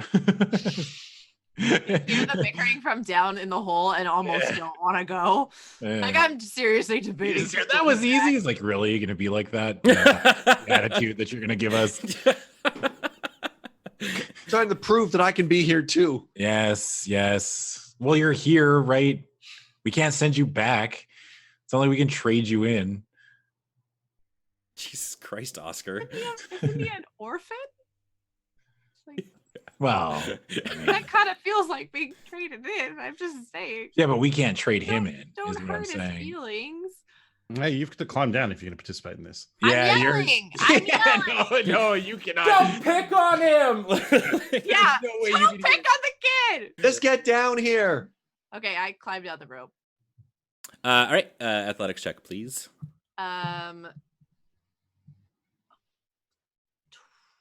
19. Okay, so you also descend the rope quite gracefully.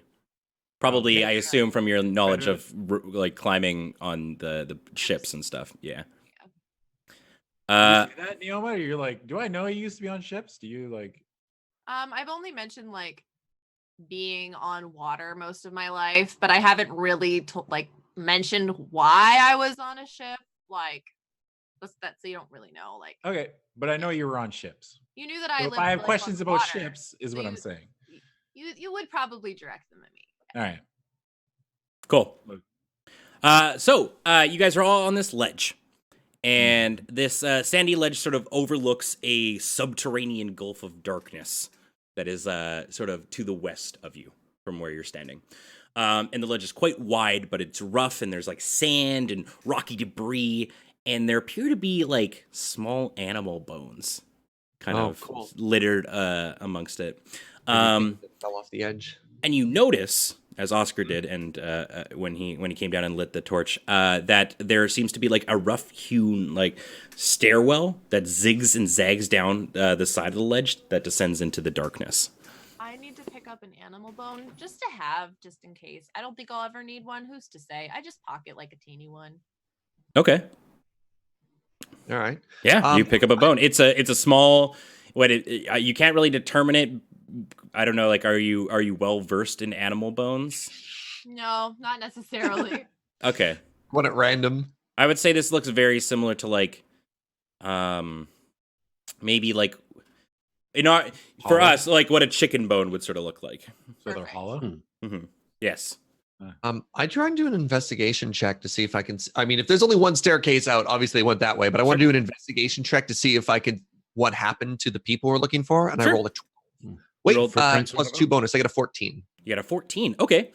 So as you're sort of looking around, you do notice on the ground from the light of Oscar's torch that there are some humanoid-looking footprints, as well as what you can kind of determine from your past sort of being like an orphan and maybe spending a little bit of time on the streets as rat tracks. But they seem to be like bigger than regular rat tracks.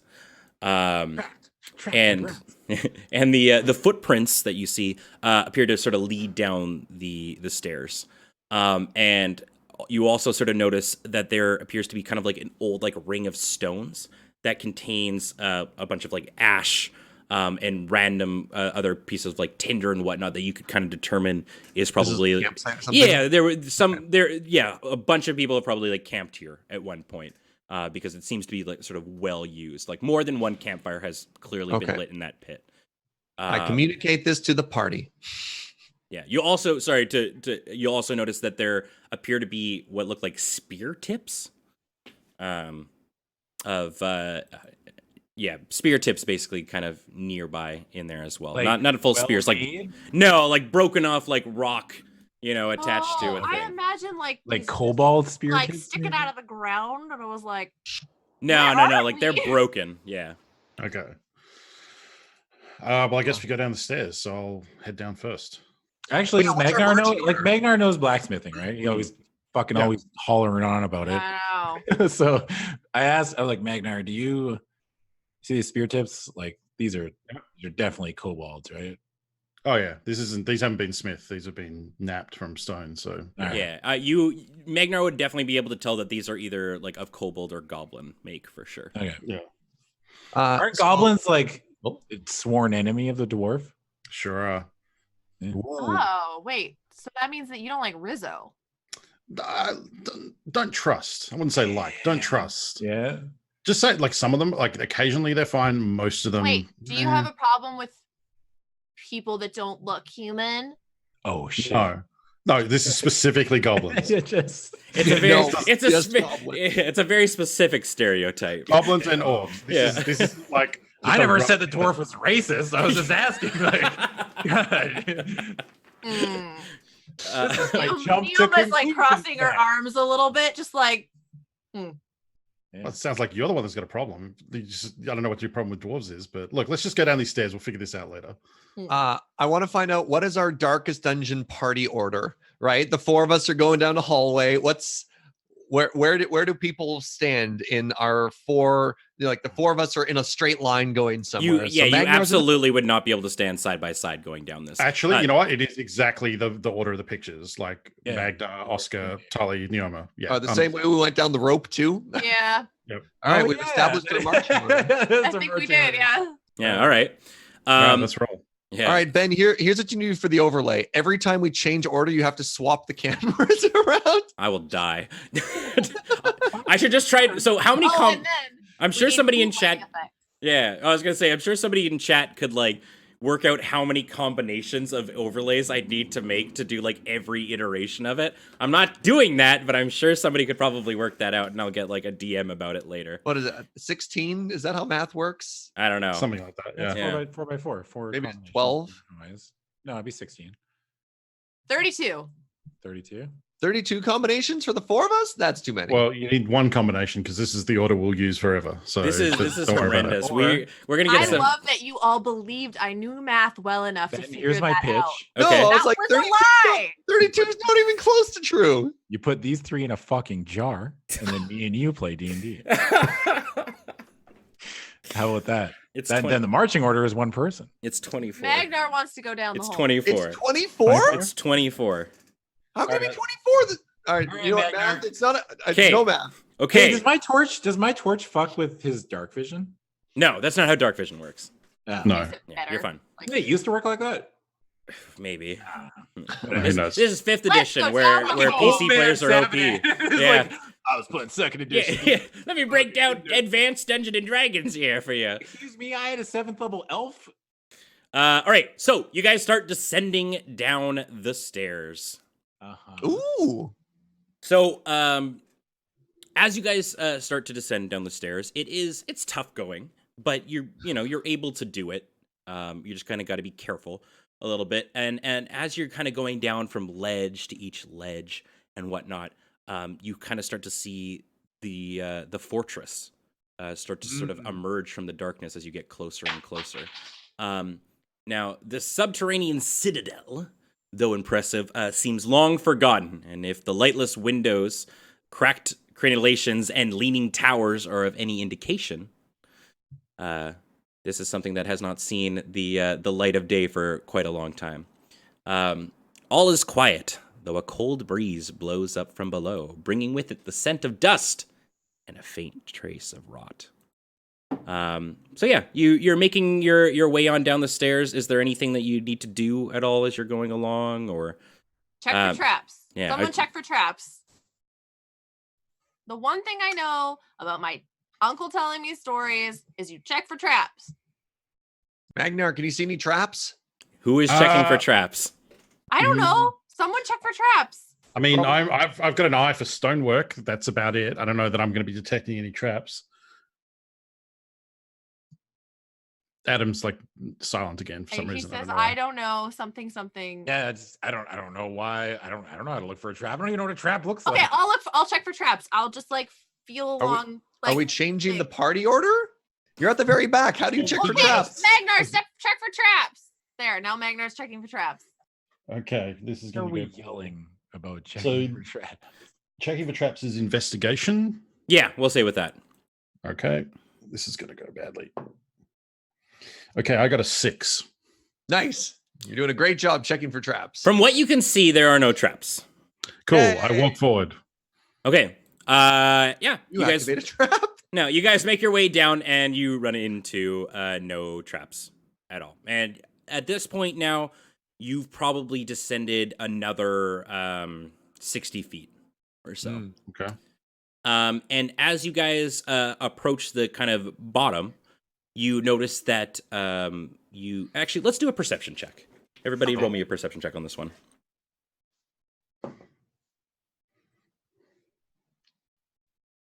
13. 10. 24. What'd you get, Oscar? 11. Okay. So all of you are able to see that you're kind of going down into a very dilapidated courtyard. Now, Neoma, have you ever seen like a castle or anything like that? Do you have a lot of knowledge about that? I know you spend a lot of time on ships. Most likely because we would travel through all of the sides of the coast. I would see anything that is visible from the ship. So yeah, coastal castles, anything like mansions. Okay. So you kind of look at it long enough to sort of see that this is a courtyard, and the area that you're sort of starting to walk onto is what was a crenellated like battlements, like that would be raised above kind of a thing, like a wall. But it is so dilapidated that those battlements are actually about the level of the courtyard now. They've all kind of crumbled down into it. And yeah, so it's no longer raised. The battlements are now the same level as this courtyard appears to be. So I explain where we are to the rest of the group, and I tell them I saw something just like this from the crow's nest of my ship. Can I do another investigation roll just to see if I have any idea where the last two people were here way of one? Sure, go for it. I get a 5. You you look around, but because like all this Always masonry and whatnot is sort of destroyed, Yeah. you really can't make out any sort of footprints or anything like that. Now, this is an awkward moment where I don't know if Tully would lie, Oh. would just be like, of course I know where they went. Or if Tully would be like, I don't know. Morality coin. Well, with the you said the mason work is all destroyed and busted up, and that's why you can't tell. Yeah. Would my dwarven stone cunning help me to to better determine that? How does stone cutting work? So stone cunning is double proficiency bonus on stonework history checks relating to masonry and. I would say you could, you roll me a history check with that double proficiency. Okay, I got. Well, I still get my minus, I assume, right? Because my intelligence is low enough that I get a minus on history check. So I assume I roll minus history, then add the double proficiency. Yeah. Okay, so I got 23. Okay, that's still very, very good. So amongst all the rubble and whatnot, you are able to sort of see some stones. Like from looking at it, you'd be able to tell that stone that is on the outside would kind of have this wear to it. And stone that the parts of the stone that are within the wall wouldn't have like that same sort of like wear to it. So you can kind of tell that a couple of these bits of masonry are sort of overturned a little bit, as though maybe somebody has sort of walked through this exact same way. Okay. So I tell the group that there are signs of someone having passed through here. I just don't know if it's the adventurers or not. Yes, yeah. I've frozen. I'm like, that's what I got too. All right. So I'm guessing we just push on ahead through the courtyard. Okay, so looking out onto the courtyard, you can see that this, like I said, this is sort of what used to be like a crenellated battlement. And the buried citadel has sunk so far into the earth that the battlement is now level with the surrounding floor. And the floor sort of stretches away to the north and to the south and to the west of you, which is kind of like straight ahead of you guys.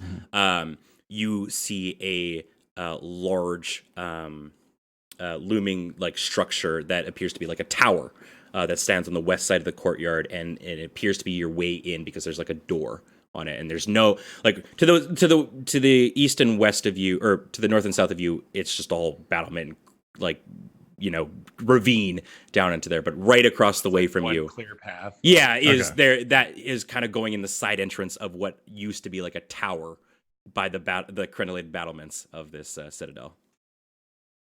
Okay. Well, I walk up and examine the door and see if it's locked or if it's openable. So as you walk over to the door, Magnar, you can you roll me a dexterity check, please? That's 12. All right. So with that, you suddenly beneath you, a door kind of like flings open like a trap door, and your character your character kind of notices that all the ground beneath you slips away, and you start falling. Can you make me another check? Always check for Another traps. dex check? Yes, another dex check, please. That's a 12.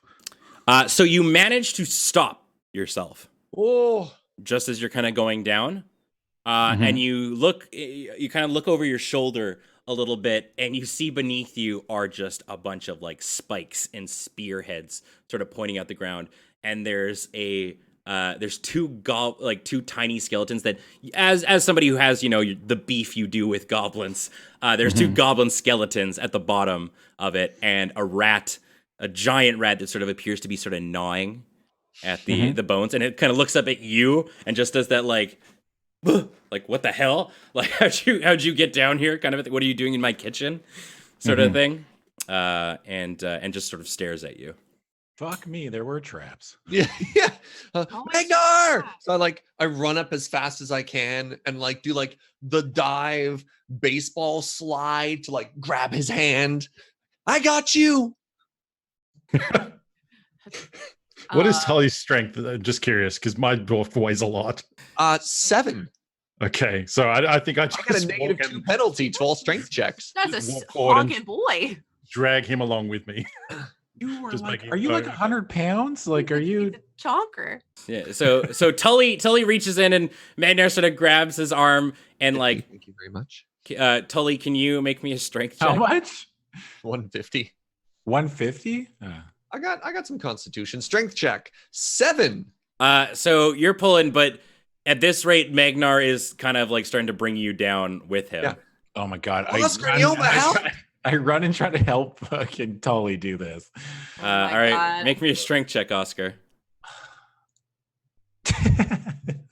It's a 4. All right, so Oscar's grabbing on, and Magnar's still starting to sort of pull I've them had to down. roll over 10 all night. Yeah.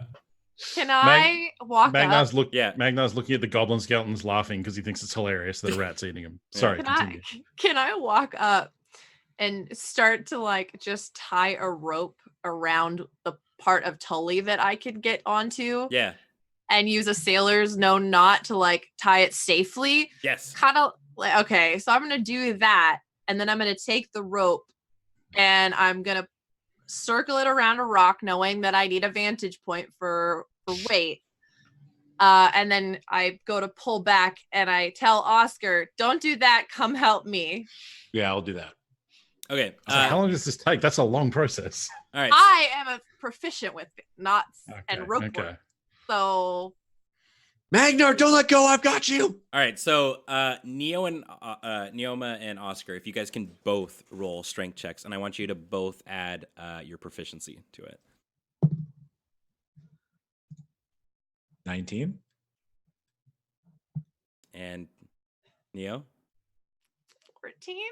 So That's pretty together, the two of you, and with Tully's encouragement, are able to yank Magnar out of the pit trap. Oh, hey, can you show me that knot later? I've never had to tie anything before. It just seems like it come in handy. That was amazing. It's not like a sex thing or anything. Oscar just doesn't. He's never adventured before. And Dio was like, oh, show me the knot later. sure, yeah. Just asking. Sure. I mean, you know who you're asking. Well, I guess you don't know Neoma quite yet, but yeah. No. Writes down, Oh, survive the Oscar just- traps of the tower. Yeah. Okay. Well, yeah, you have yoinked Magnar out of the hole, and you can now see that the trap is about like 5 by 5, and yeah, leads and the depth wise, I'd say it's about maybe like 20 feet down. It's a big trap. Oh yeah, but there is a way you can just easily walk around it now that you know that it's there. Okay. To the We door. need somebody to be checking for traps all the time now. Is that what I've discovered? You've discovered. I was going to say, don't you know about a lot about locks and traps and stuff from living, from your nefarious ways on the street? So here's a question: is it investigation or is it perception? Like, how does one look for stuff like this? Can you use different skills? So, for example, you I can have use, whichever one you want. Yeah, because I have like a huge stealth bonus for finding hidden stuff, but I don't have an investigate bonus because, doing street urchin stuff, I was sneaky and I was spotty, but I wasn't finding. I would say What's based your on. sleight of hand? Hmm? What's your Was sleight that of DQ? hand? Sleight of hand. What's your sleight of hand? My sleight of hand, so like numbers here. Sleight of hand is +3. My stealth is +5. So My traps perception is are- +4. So like investigate isn't the best for this, but as kind of the roguey character, I do have the skill set for this. I'm just trying to wonder which skill I can use. So I would say depending on what situation it'll be. Okay. You could absolutely use perception in some of these. Okay. Perception would do something, similar to can like you spot this sort of thing. Investigation would be you can determine like perception would to me would be more like you see that there is some like upturned rubble or some disturbed rubble kind of Sure. there. And then investigation would kind of be like that, but also be like you see that there is some upturned rubble and that there's like a trap beneath it. Okay. So it gets like, all right, yeah. I learned some of this on the streets. You know, sometimes you have to do what you have to do to survive. So let me see. I'll with your approval, and I like look at Oscar and Magnar. I'll lead. Yeah, let's go with investigate the area. Character arc. All right. Clear it for traps, and then I'll push forward when we need to. I don't feel comfortable with the kid. I rolled a Say- 7. It's not that I I'm not saying we shove him down a hole. I'm just saying. no, I could. It's more about he's a kid. So how well can he really look for a trap? Well, let's find roll- out. I rolled a 3. I have kids. They're fucking idiots. Children are dumb. Well, hold on a second. Tully, what have you got for us? I rolled a 7. So what have I got for them in my ability to be like, I see. From what you see around you, there are no more traps. And then I see no more traps. Sounds good to me. Let's knock on this door. Gotta trust somebody, I guess. Yes. okay, so how do you proceed? So I'm gonna go up to the door. Is the door like? Is it like a handle door, a knocker door? What are we talking about? It's Is a it handle door, like it's a wooden Okay. door worked into the stone frame or the stone Cool. frame of the I'm just gonna crank it open. All right. So you open up the door, and inside of the tower, it is dark, like dark. You are now hitting the point, like the light, any light that you are seeing on in there is now coming from the from Oscar's torch that he has, and maybe like a very, very like little bit of light coming from far up above, but like it's But I minimal. also have dark vision. Yeah. So Within the circular area that is the tower, you can see just several bodies, like 4 goblins that look like they have been slain in combat. And on the far western wall, you see that there's one corpse that's kind of like standing up because there is a spear like implanted right in its chest and it's like stuck on the wall, kind of a thing. Someone did some great work in here. Now, and you also notice that there are 2 doors that lead away from the area, not including the one that you guys are entering from. Is the thing on the wall also like they're all dead all, goblins? Yeah, all 4. So there's 3 goblins kind of just like splattered and dead on the ground, and then there's 1 goblin on the wall. But to be clear, can I see this because I have dark vision and they can't? You guys are kind of able to, yeah, like you can see the faint outlines, but with Oscar, who I assume is like right behind you, holding the torch, you can kind of see this in the room. And on the far southwestern wall, there's a door, and there's also one on the northwestern wall, kind of like leading. Okay. So, yeah. And All right. I turn around to Tully and say, "Hey, kid, you want to see a dead body?"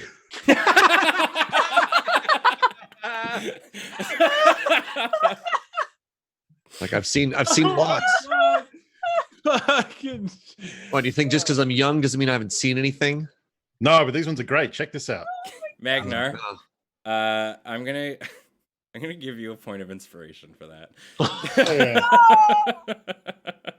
So do they look like, I mean, not that I would be able to tell, but like, are they dead? Like, is it pretty clean or is it like they torn apart? So they are dead in like they were slain in combat. Like they're not like it's not carnage. It's just like these things They're got not like like- it got like stabbed or it like got the rat like got that kind It of does thing. look like an animal got them. No, right? no. well, the animal certainly didn't use a spear to stick that one to a wall. Mm-hmm. You don't know that. All right, Have Tully, you I'm seen sick of your something attitude. animal? You can fucking cut it out. Okay. I'm going to loot the bodies. Yeah, let's go in and investigate. this There's the situation. Surge Jaeger I know. Yeah. There he is. Hey, now this is There he a Tully is. moment here. Thank you very much. So you is that an can investigation? no, you just through looting them and whatnot. You can see that most of them are just kind of. Sorry, Can what? Can I convince Tully that you need to check for traps on bodies too? No. What? They're dead, Neoma. What do you think? Surge saying that or Tully saying that? I think it's a bit of both. Yeah, no. There's like So- no. I would like to loot them Come on, just the to point kid- out. You can't tell the kid stuff like that. Okay, That's okay, not- I'm just kidding. She's pulling your leg, kid. Well, I'm- y'all act like I never ran into anything on the streets. You have no idea what I went through growing up. Okay, go loot the body. Well, I'm curious to loot the bodies to see if they have already been looted.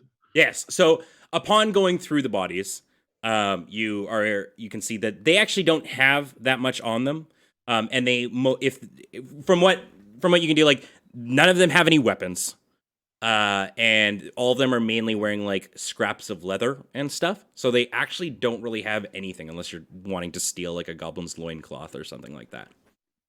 Nope. Plus. Not into that. Okay, so it's possible that these were killed by someone who then looted them. So we might be on the right path here. Oh, The two adventurers. I can't even remember Possibly. their names. I'm so bad at like. I don't think we do know their I names, do don't.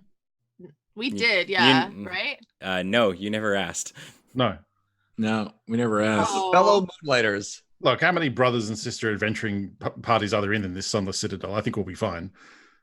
I'm It's gonna not you. It's the brother and sister If convention. there's more than one, It's like they're having a big get together. It's like which one? So you said there's 2 doors out of this room? Yes.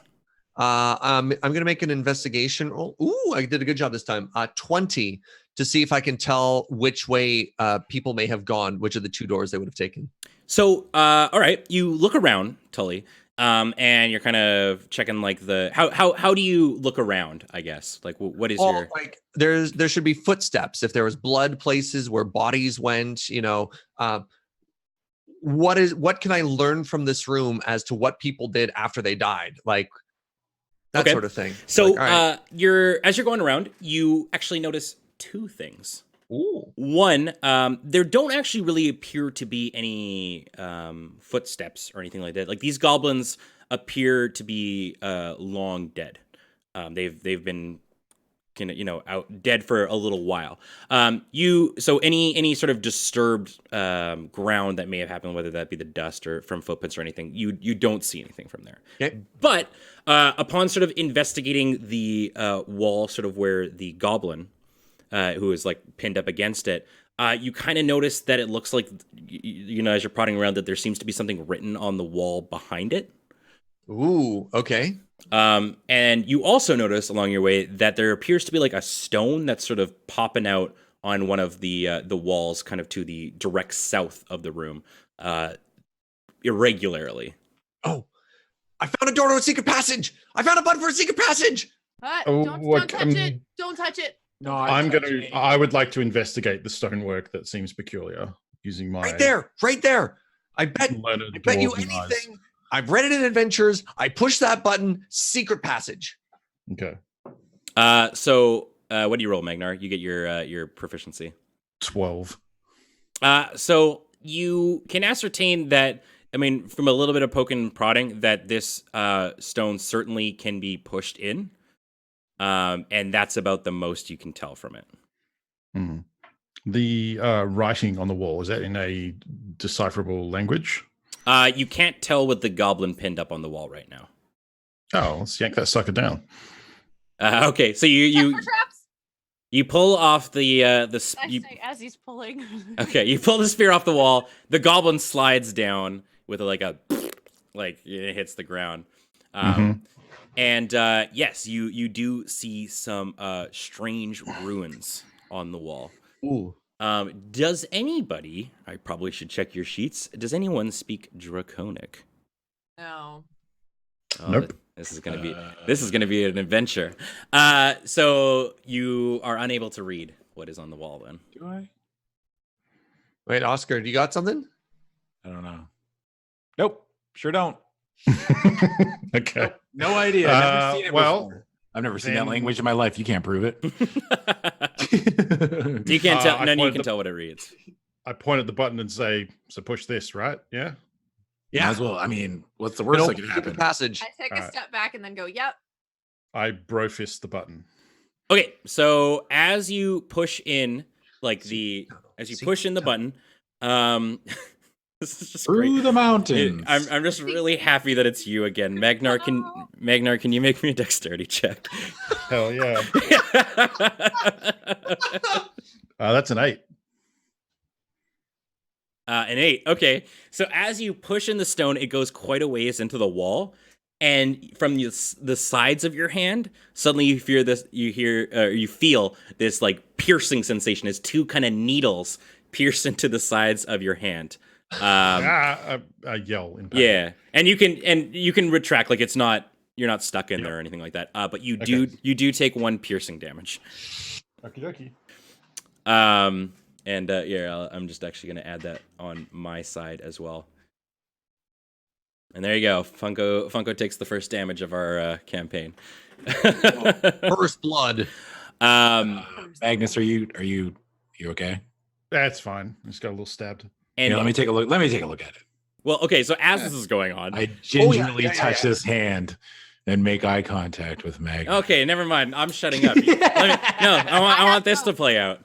I seem to have been penetrated somehow. Yeah, my hands are callous, but my touch is gentle. I have rope you can use. Yeah. I learned a new knot. Okay. Yeah. It looks like you'll be all right. Yeah, we'll be fine. Let's move on. I bandaged you up. It's all good. maybe leave eye contact a little bit longer than is what can be considered courtly. Right. All right. So as this is going on and this beautiful moment is happening, a wall that's kind of basically beside where that pressy stone was kind of shifts. Yes, the pressy stone. The pressy stone. It my DM skills. It opens on up, and you reveal a secrety little room. I knew it. Tunnel. I didn't know about like the trap, and I apologize for that, but I knew it. Secret tunnel. I mean, you got to give the kid credit. He found we didn't find it. Yep.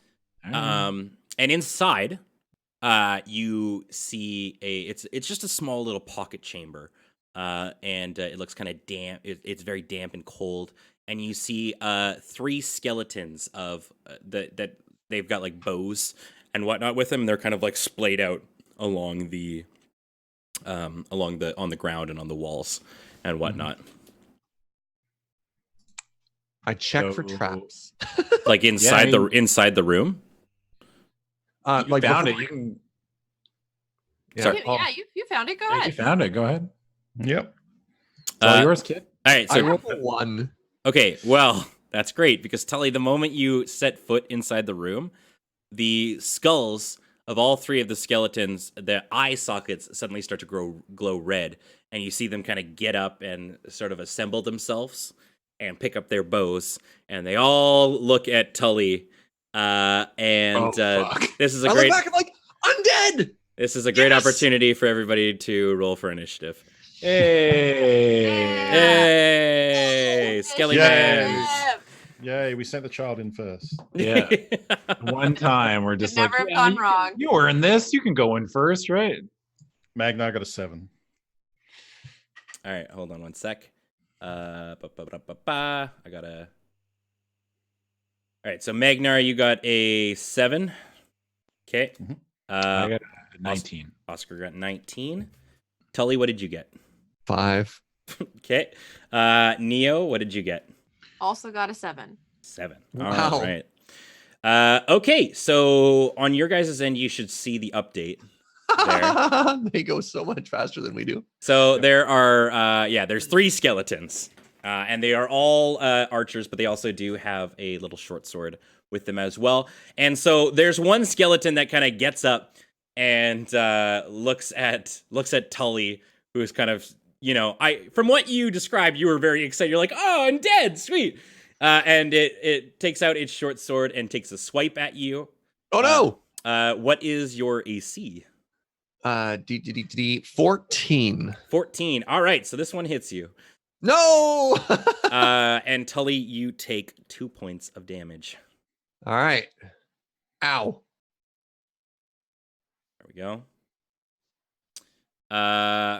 Did that update? I just want to make sure. This is the first time using this system. It didn't. Hold on. Tully takes 2 damage. Perfect. There we go. Okay.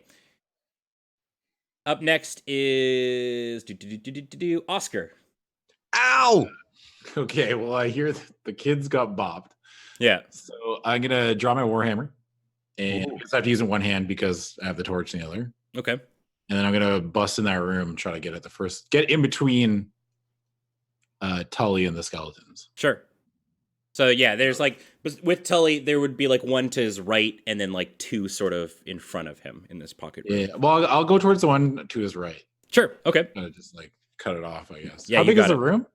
The room is maybe like a 10 by 10. Like it's just a little pocket room, so it's it's quite squishy up in there. All right. Well, I take a swing at the skeleton on the right. Sure. I rolled a 13. Rolled a 13 on the skeleton. Yeah, you got it. Roll me some Nice. dabblage. 6 damage. 6 damage. All right, you got it.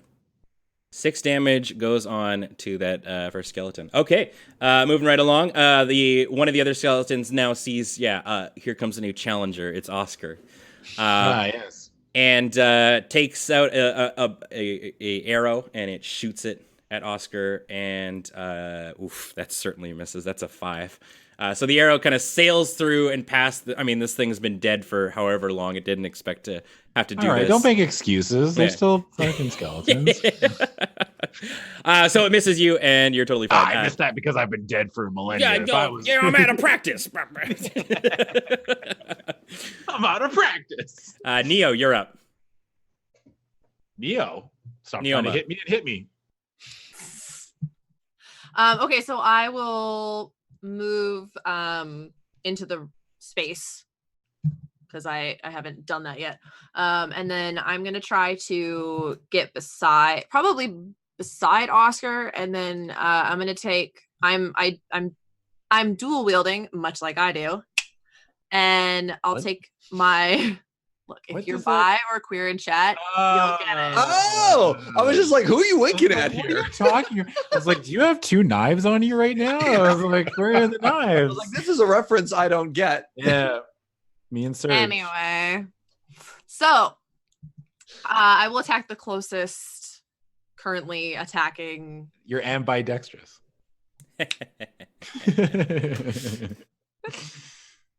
Uh, All right, so um, yeah, so yeah. so you're busting right in. So I guess that would be the right skeleton, like the same one that Oscar was hitting. probably yeah. Okay. I would have followed him For sure. So yeah, that is a 18 to hit with You the first. dagger. absolutely hit it. Nice. Roll me some dabblage. Dabblage. So that is. That's I don't do that. I'm 3. rolling dabblage. 3. How much dabblage did I do? 3. 3 piercing damage. Cool. And then I have my second dagger, which I don't remember how it works. Half damage? So you Half? you make that second attack with disadvantage if you don't have like a dual wielding feat, I believe. Okay. I don't. Okay. Yes. Okay. So we'll do that. So it's either a 13 or a 23. So it's 13. Okay. You manage to smack it. Okay. That's 2 damage. All right. You deal another 2 damage to the skeleton. Perfect. Now it says bloodied. The skeleton does not have blood. It's chipped. You don't know. Maybe there's like Hippies. bone blood. Is bone blood a thing? It leaks out after? It's that's dust. called marrow. Bone blood. Yeah, bone marrowed. Yeah. All right, Magnar, you're up. Marrowed. So currently, they are all crowded around skeleton on the right. Yeah, because it went for Tully and then Yeah. It hit me and then Oscar and they. Neoma all moved up. Right. Yeah. So the 2 that are remaining, is there enough distance? The room's not that big, right? Like I could probably go past that first melee and get right up on the other ones because I have 25 speed. So I'm going to charge at one of the other skeletons. It doesn't matter whichever one's closest, I guess. There's only one that hasn't attacked. So there's one that's shot an arrow. There's one that hasn't attacked, and then there's the one that everyone's beating the crap out of. Okay, I'm going to go for the one that hasn't attacked. Sure. I'm Skeleton gonna for you. as I'm running up, draw my warhammer, Okay. grab it with both hands, and try and crank it right in the face. Sure. That Do you have a war is- cry? Are dwarves supposed to shout something as they run into battle? I don't want to put you on the spot, but I mean, I'm just Saying this like, hey, Hey, aren't you supposed to yell? yeah, what the fuck is this? I always thought Right. dwarves had That's war what- cry. That's very Tully. is Tully yelling that at me as I'm charging forward? I'm just like looking in anticipation, like, It's- say it. Where's your war cry? Yeah. I don't have a war cry. Yeah. I'm just gonna yell as I run at Yeah. them. Do the Yeah, do that, Adam, and then hit it right in the face. I got a He's a Kremlin. Get him. 8. Oh no, it's 20. I got a 20. Oh yeah, you Nice. absolutely hit. Okay, and then it's D10 for damage. I got 9. Okay, and is it bludgeoning damage? Yes, it is bludgeoning damage. Yeah. All right, so you come on in to the skeleton and slam a jam with your warhammer, and you just That's your war cry. it I'm like a jam. it just shatters like it falls Do apart. over. My war cry is it's hammer time. Yeah. And then I Oh my explode the God. skeleton. There it is. Really? Yeah. Oh, You destroy this skeleton. Like you hit it and its bones shatter and they do not reform or anything like that. It is just dead. You've destroyed that skeleton. nice. Yeah, hell yeah. All right. Next up is Tully. I pull out my longbow Okay. and I just like and I lean to the right and I try and shoot the one that Oscar hit. Sure. Immediately frightened. I crit fail. Okay, so as you're going to like shoot the bow and whatnot, like let's say you're pulling your bow off your back, because I assume you didn't have it like readied when you were No. coming on in, and you kind of get it like caught around like your neck as you're like pulling it off your back, sort of a thing, and you're like now it's just sort of struggling with it and whatnot. So you don't hurt anybody, but you're just having a hard time. You're like, oh, I'm so ready. Like the bow's maybe a little bit unwieldy for you, and you're just trying to draw it, and that's all that sort of happens. This is my moment to shine and I roll a 1? Are Yeah. you kidding me? Yeah. Looks like somebody's got a case of the Monday.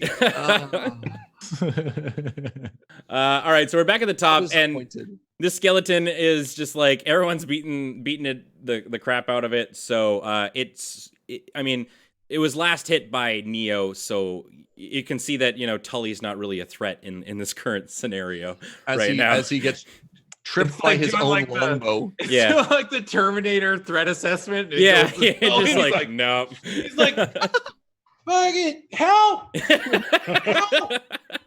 so yeah, it swings its sword at Neoma, and rolls a 4. So Neoma, you I assume have a higher AC than that. Probably. Yeah. Probably. Absolutely. I don't Yes. know. Yeah. Okay. Okay. Cool. Absolutely. For debate. This, it's like, this, it's is, this is sort of a crazy. yes or no scenario. Yeah. So yes, you're fine. So the skeleton sort of whiffs because I mean it's kind of just barely holding together now. You guys have really been beating the crap out of it. It makes another excuse as to why it misses, basically. Yeah. I've been dead for 10,000 years. Leave me alone. Right, that was the other skeleton. These are just the skeleton. These are just ones that are making excuses. Oscar, you're up. Okay. Well, I will continue to hit the skeleton Okay, that was hitting the round before. sure. Attack roll is a natural 20. Oh, look at that. All right, you crit, so roll me some double damage. That was supposed to be my role. Yeah. 11 damage plus 2, so 13 total. Okay, it's max damage for crits, right? God, it's been so long. Is it max damage? I thought it was just roll 2d8, like the double the dice. You're probably Double absolutely the And randomized portion. And then just like your strength bonus or whatever. cool. Yeah. Well, either way, yeah, you send this, double the die. You send this skeleton basically to the Shadow Realm. It is hecked up. Nice. Dude, I do this cool like fucking spinning attack. I'm Yeah. like, even Oscar said, and he spins around. Oscar says, "Sha." Yeah, yeah. All right, Yeah. all right, you got it. Yeah, the skeleton falls apart and you've destroyed it. Sick. Moving on next, it's the last remaining skeleton, seeing its comrades sort of die. It sort of lets out this like unholy sort of like its bones rattling, and charges over at Oscar, who just killed one of his friends. Well, did I though? You Re-kill. Can you kill that which is already you dead? re-killed one of its friends. Can you kill something that doesn't have a soul? Come on. No, that's just rude. Skeletons don't have souls. You don't know that. Oscar, I'm what a is your cleric. AC? Of course I know that. That's the first thing they teach you. Like, first things, rule number 1, skeletons don't have souls. It's right there in writing. Sorry to break it to everybody, but that's just the way it goes. What is your AC, Oscar? My AC is 16. All right, so this one. No, I don't have my shield. 14. Okay, so then this one hits you. Okay.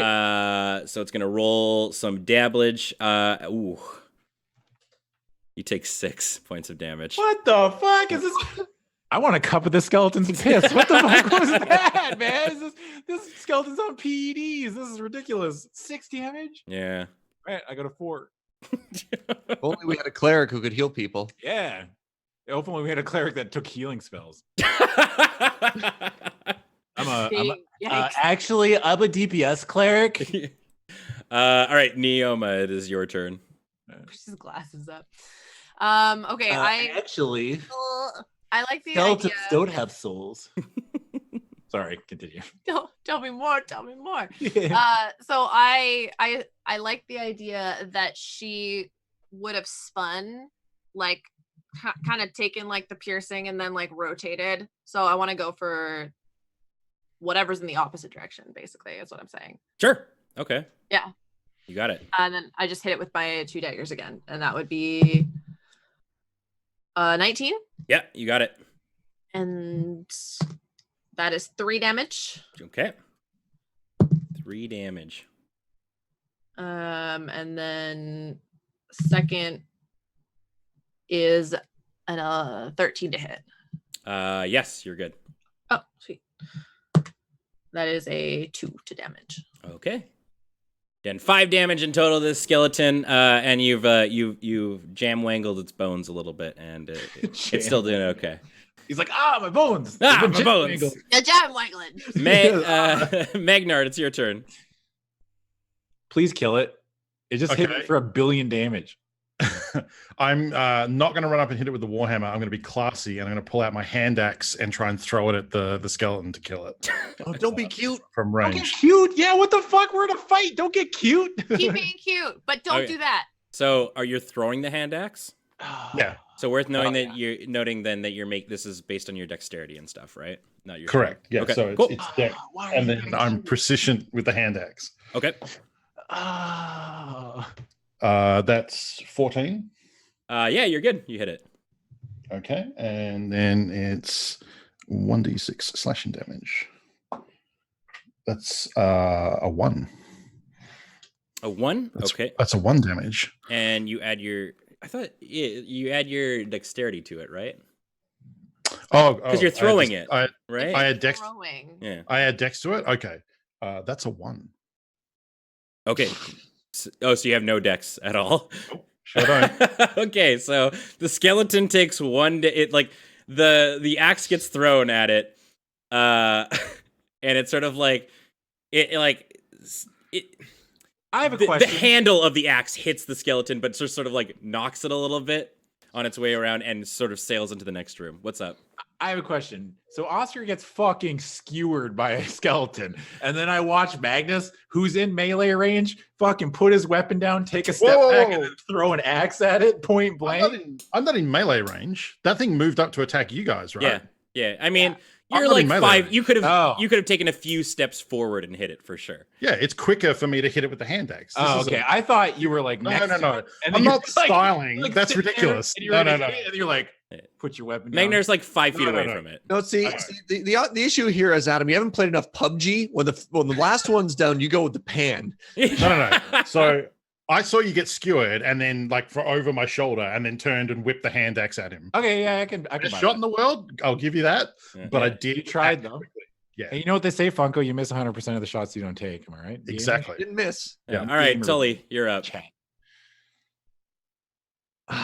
Okay, I like wrestle my longbow off from myself, and like turn, and I see Oscar get skewered. I'm like, no.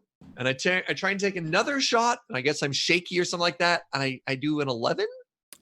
So I will say you don't hit it. But I will say this isn't a rules reason, but a lore or like a flavor reason is because you're like right beside it and you're trying to shoot it with your bow. So you like, it doesn't really get any purchase kind of a thing as it doesn't get any velocity because it barely even leaves the bow. So you don't hit it, and it passes on through. Oscar, you got stabbed. It's your turn. Dude, I got fucking skewered. I want to smash this thing. Sure. What weapon are you using, by the way? A warhammer. Oh, okay. Me and Magna are warhammer bros. Sure. Okay. Yeah. I didn't realize you also had a warhammer. I'm gonna use my war domain thing. Okay. Go so on. I get from first level, your god delivers bolts of inspiration to you while you are engaged in battle. Ooh. Use the attack action. You can make one weapon attack as a bonus action. Go for it. I can do this equal to my wisdom modifier per day before a big rest. So I get two attacks. I just get an extra attack. Cool. That's okay. That's super cool. Do you say like a prayer or Oscar's anything? kind of like, nah. I mean, Oscar's kind of like, hey, I could use some help or something. Okay. Like this is like Says out loud or something. Or yeah, something. he's like, I don't know, little help, I guess. I'm trying. Yeah. And then the first roll is a 15 Okay, that hits.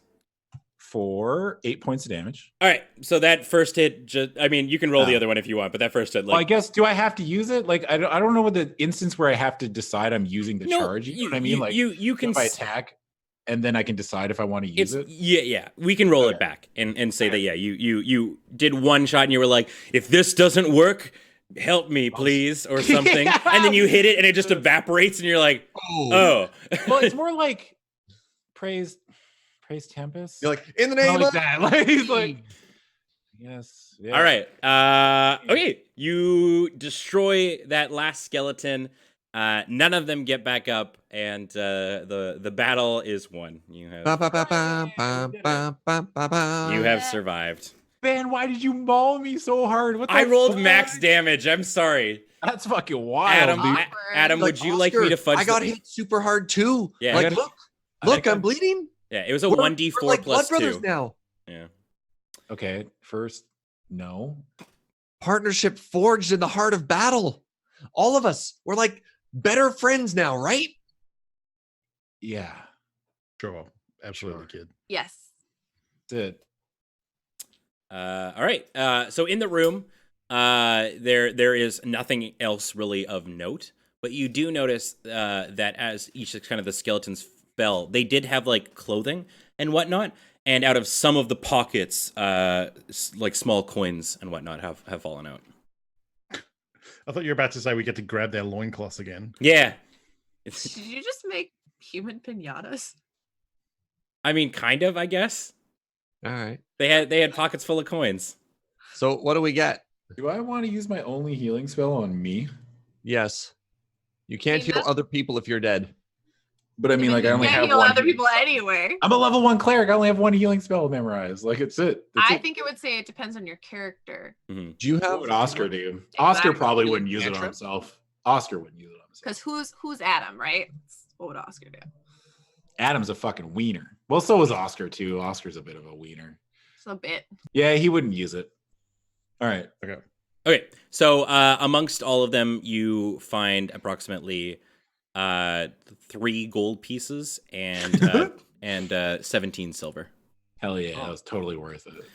And Tully, kind of Hi. after putting your stuff away, you're going through, because you're as a fellow bow user, you're sort of looking around amongst them. Yeah. And you notice that in their quivers, one arrow in one of the quivers of the skeletons is a different color than the rest of them. Most of them are just your kind of typical like brown shaft and like white sort of feathers. I don't know what it's called at the end of an arrow. I should know this, but Fletching, maybe? fletching. Yeah, I don't know. Fletching. It's the fletching. Fletching, you're right, yeah. But this one it's actually all black and has red fletching on it. Cool. So I'm just going to add one unidentified magic item. Or you don't know what's magic. Oh, sorry, one unidentified arrow. Mm-hmm. Add custom item. I retrieved my hand axe as well. That's probably unsaid, but Yeah, that's back in the other room. Yeah. Okay. So yeah, you've done this, and you're still in the big round tower room, and like I said, to the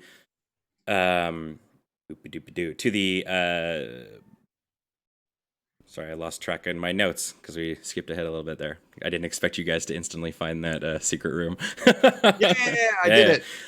Yeah. So to the southwest and to the northwest, there are 2 doors. oh, these are the doors from the original room. Yes, yeah. This was just like a little pocket offshoot of Yeah. that, Okay. that main circular room. And the skeletons were the only thing in there. There's not like a giant chest full of treasure that we missed. No, Okay. not that you guys Um, can see anyway. Okay. And then Tully had already investigated which door looked like someone had gone through, and he came up empty. He investigated, but he wasn't able to ascertain if there were. I found the magic button when I did that Yeah, search. there were I no know we there were don't- no signs that either door was the door that people had gone through. Okay. Unless anyone feels strongly, let's go. Pick one, yeah. Yeah, you got to pick one. And I'm thinking of one. If you pick the wrong one, I don't remember which ways he said, so I'll just say north. Okay, so the northwest door. Yes. That. Yep. are you Okay. sure? Okay, so as you open up that northwest door, a hallway sort of stretches out, heading sort of westward. And you see 3 doors. There's one at the end of the hallway, at like all the way down at the west, and then kind of near that door also there is a door that's sort of facing northwards, and closer to you in the hall there's also a door there's a small door on the east wall. That door appears to be a little bit more ornate, and there's nothing really of note in here. It's not lit, and you haven't really seen any of these rooms lit with anything. It's still everything is being lit currently by the torch, of Oscar, and that's as far as you can see down. Okay. So what's the game plan here? Because are we sending Tully in first to scan for traps, or do we just want to like? No, breeze we're not straight sending away? the kid in first. Look, Well, let's move forward together, and I'll look Wait. really carefully. Hear me out just a little bit. We're Mhm. just are we trying to follow the same path 2 people that probably died followed? Yep. Because I'm now coming to that realize okay. yeah. Well, we have to figure out what happened. Or find they could still be alive. You have to believe. True. Either way, we're going to find out what happened to these adventurers by following their path. that they've And gone. maybe find magic apples. Perfect. I'll think it was- do a perception check and scan for traps while we do stuff. Yes, finally good roll. 23. Okay. So as you're sort of making your way down the hallway, Tully, you determine that from what you can see, there are no traps. I swear this time there are no traps. Cool. Magna will walk down and open the closest door. Okay, so that's the door on the east. So, Yep. Yeah. So this is a large door that actually has a carving on it, and the carving has what looks to be like a dragon, but it's like a fish. Like it's got a dragon head, but it sort of ends in a fish tail, and it looks like it's sort of swimming. Is it a And Gyarados? pardon, we'll say it's very akin to a Gyarados. Sure. Okay. Fish and dragon. yeah, and you tried the door, and it appears to be locked. Okay. Ooh. Tully, have you got anything for this? Yeah, I do. While he's setting up to do that, I want to call Neoma over to look at this fish dragon and see if she knows what's up. What is the skill to do this? Is this stealth or sleight of hand? This is a sleight of hand check. Okay. Actually, let's do just a plain old. Like we can do it either. Yeah, let's do it. I mean, a dexterity check is basically in that. So let's do sleight of hand. I roll a 12, So you try to open. and I have like proper thieves' tools on Yes. me. For... Did you add double? So are you proficient with thieves' tools? I don't know. So you should have had a list of tools that you are proficient with as a range. Yeah, a lot of either classes or backgrounds will give you proficiency with tools. Just depends if you chose thieves' tools. Did you choose the urchin background? I definitely have like criminal spy background. That should have given you. I don't think so, personally, as playing both the classes that we're getting into. Okay. I don't think so. So if you don't have proficiency with these tools, if you have the criminal background, then you are proficient with thieves' tools. okay. So then you add roll 20 and pick the best one. well, no, you add your proficiency bonus. Then that would be 14. Okay. So you attempt to open on up the door using your thieves' tools, but the lock just will not give, and you're unable to open it on up. Sorry, I think this one's just a little bit beyond me. I'm more used to like city things, and this is a dungeon thing, but I'll get better. Let me try my lockpick, and then I just charge at the door and try and shoulder it down. Can you do your yes. Can you do an Elegant athletics way. check for me? Actually, just a strength check. Strength check. 8. You bash into the door, and it does not even give you an inch. And your arm kind of just sort of hurts a little bit. I kind of want to take a look at that. I kind of want to try something on that door. Go for it. Can I don't know if this will work, but can I take the water that's out of my what's it called? Canteen Skin. or whatever? Water skin. Yeah. Mhm. And then I want to use shape water to force the water into the lock of this door or this door's edges so hard that it's forced open. Okay. Can I do that, DM? So, yes, actually, you sort of, I get you water bend the water a little bit into Pretty much. into the lock. And as you do so, the water actually freezes in the lock, and you're unable to do any more like forceful pushing because it's frozen inside the lock there. Maybe it's weaker now. So, hey, Oscar. No, that's not how ice works. I think it's stronger now. So no. No, if you freeze something, it would expand, meaning that it would become. No, it shrinks. Well, even so, if it shrinks, it's going to be not there's air in the ice. No. I mean, Oscar, you want to take a crack at it? Go ahead. But I that will thing give hurt like the hell. science to this later because I think I'm right. I'm pretty sure ice expands, but Ice expands. Thank you. Ice expands. That's why you don't put a pop in the freezer. We don't know if it's going to do anything to the door or not. But all right, I mean, I guess Oscar, hit it with your hammer. What am I gonna hit with my hammer? Isn't the dwarf way stronger than I am? I mean, Magmar, try hitting it with your hammer. I'll go for round 2. Magmar, I choose you. All right, I'm just making an attack on the door now. I'm gonna make you do another strength check, but you can add your strength and your weapon proficiency to it. Okay. That is 21, right? 13 plus 3 plus 5, 21, yeah. All right, so Good. you bash on the door, and it kind of like you take like a chunk out of the very nice like carving. Would you say he takes a sick chunk out of it? He takes a sick chunk out of the very nice carving there, but the door doesn't appear to budge at all.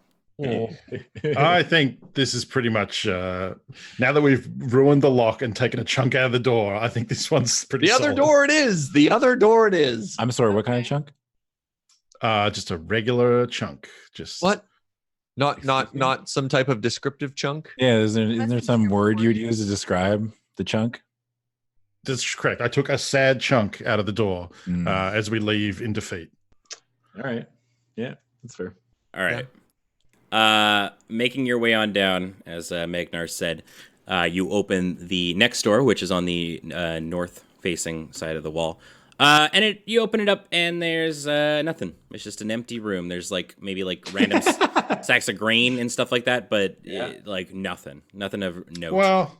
Well, hold on now. Let's take a poke around. Let's see what we can see. Okay.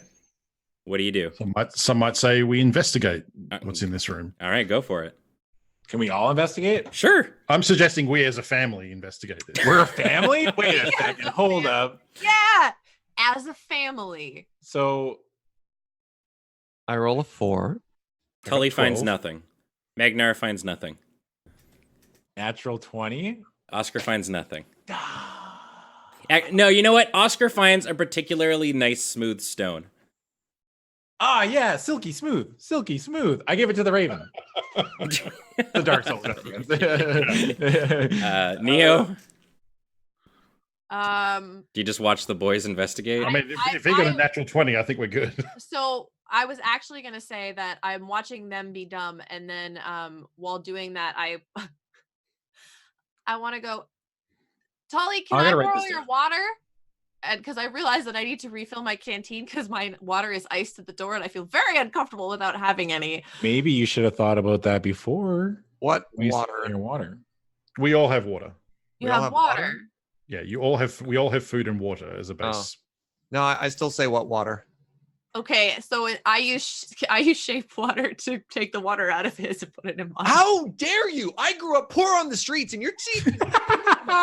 You just stole from an orphan. You didn't even know you had water. No, I did. I lied to you. Well, it's mine now because you lied to me. Now you know about lying. Is shape water a cantrip? Yes. Okay, I just need to double check. All right. Okay, Neo has stolen Tully's water. I asked first, and then Tully was like, "I don't know what water is." Yeah. But steal it if someone says no to you and then you steal it from them just because you asked first doesn't They didn't say no. I asked for it and they said no. That's an So I awful. stole That's an it from awful them. thing. That's an awful thing. My to do. water now, nerd.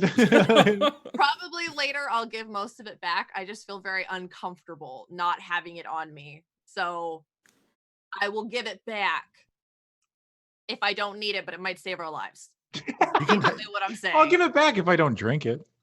You can have Magnar's water. He's fine. Okay, so I'll give the water back to Tully, the big crying baby, who says he's an adult and not a child, but okay.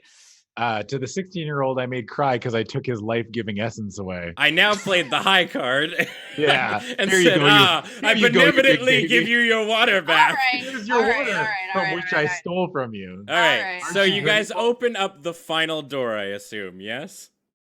Oh, there's 3? I thought there was just 2. There was the locked one and the other one. No, and there's the one at the very Why end of the the bad hallway. guy all of a The sudden? other door. What did I do? Okay. The Yeah. door. And the other door's not locked. Yes. So Okay. Yes. you open up this door, and it opens completely fine. Yeah. And this is so far one of the larger rooms. It's only slightly smaller than the tower room that you entered in through. Is I guess like through with Oscar's a torch again. You can kind of see out on the walls of this room that it's they appear to be symbols and like glyphs scribed in a bright green dye on the walls. And it's a very irregularly shaped sort of room. I guess the best way to sort of describe it is like if it's a T, right? You guys are entering from like this side of the T on like the T portion of it. And in the center of it is what looks to be kind of like a bonfire-y thing, but it is I rested the bonfire. it's not lit. I light it. Humanity restored. There is on the south wall there is a metallic cage that has a gaping like hole in the side of it, and it's empty. And there's right beside it is a small wooden bench that has like a nice green cloth draped on it, and there's like several sort of small objects there. And right beside the bench is a bedroll, and you can kind of see very vaguely because you're a little bit a ways from it that there's like a bump in the bedroll, and it's kind of like quivering a little bit, and you can kind of hear whimpering sounds. Oh my god. I smack it with my hand. No, I'm just No! I carefully go up and just like get a little bit lower and then I like go to like slow because I don't know what it is, but I'm worried it's like an animal or a kid. I don't know. So I just like slowly pull the blanket back. Wait, Like, everybody stop. What the fuck is that? That dog. That weird fucking dog. So as you lift the blanket off, you see a very small, that's the best word, a very small kobold boy, and he's sort of whimpering a little bit. His eyes are closed, and you can tell that he seems to be like asleep and having like a nightmare. And he doesn't wake from the cover sort of being raised. What do off we of him. know about kobolds? Are kobolds like sentient level people that interact with stuff? Yeah. Do they Okay. have souls. they're a little less intelligent than average, but That's a nice way of saying it. Yeah. They're on they're par not with like a The goblin. nicest thing anybody's ever said about a kobold. Yeah. They're a little less intelligent, you know? But they're not by default hostile. So it's not like, Not oh, this is necessarily. They are. They're usually pretty hostile. well, anyway, what I would do is I would like take the blanket, so like I kind of was like holding the blanket against the kobold, and then I would just like lightly be like move just gently with my hand and be like, hey, it's okay, like very quietly, like, hey, it's okay. Okay. And then like try to just like rock it into ease, I guess. Okay. So Meepo the kobold sort of like rolls back and forth. That was a slip of the tongue. The kobold rolls back and forth and then sort of opens up his eyes and goes and like jumps back and goes, Who are you? Who are you? Oh, I speak his true name, Meepo. I now own him.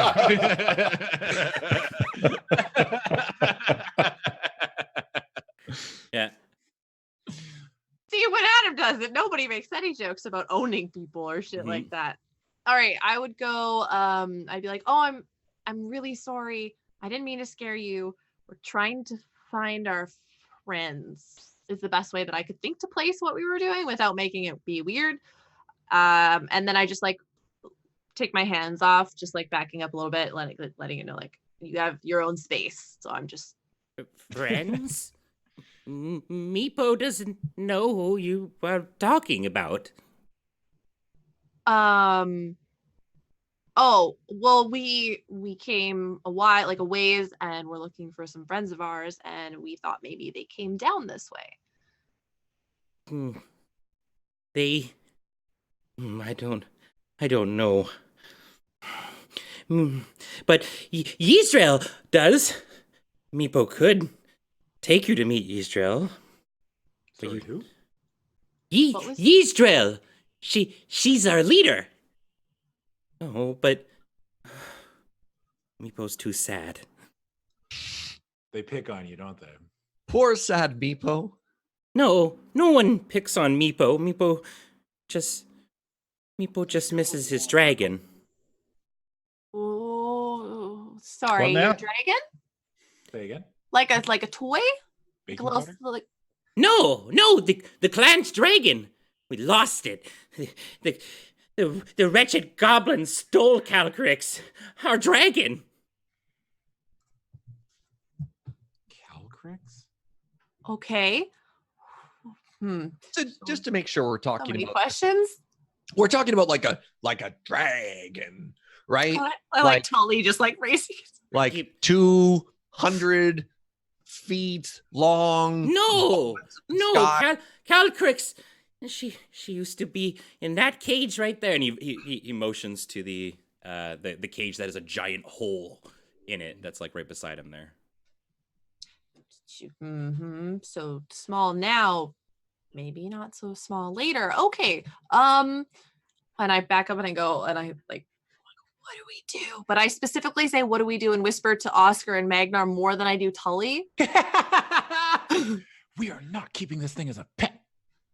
I didn't say we were going to keep it as a pet. I'm just That's saying. not the way you looked at it. I don't. It's adorable. I'm Maybe sorry. No, but we are not taking this thing along with Okay, us. but what if it's okay? We already have one child. We don't need two. Okay. So- But can I trade them? If we What if meet we- their leader, maybe we'll know what's going on here, right? Meepo's head sort of like twitches at that. Can we Goes, really trust you want Meepo could take you to Ystrael. Adults are talking. 1 second. Oh, Meepo sort of looks down dejectedly. No, Uh, maybe they're not like- nice. this guy seems chill. I don't know if we want to go meet the boss. That doesn't sound like it's going to go good for anyone. That doesn't sound like it would go good for anybody. But they might. What if they're not hostile? And then we could find out everything. We'd be like, "Hey, boss, we're looking for 2 random people and 2 magic apples." I'm just saying we came here to find people who never came back. So my point. what if we? I don't think the kobolds are going to be as forthcoming as this little homeboy is. Okay, hold on. Okay. 2 things. One, if the kobolds have the people, then we find them. And if the kobolds have the people, then we have to deal with them anyways. But we may as well try the talkie route, right? What means deal with them? Oh, sorry. No, I actually do turn around and go, Meepo, was it, right? Yes. Is your leader also a kobold? What? Yes. Ystrael is okay. smartest kobold. Have you ever had other human / non-cobalt individuals up in here before? Meepo does not know, but Meepo said Meepo will take you to Ystrael, and if you make nice, maybe you get safe passage.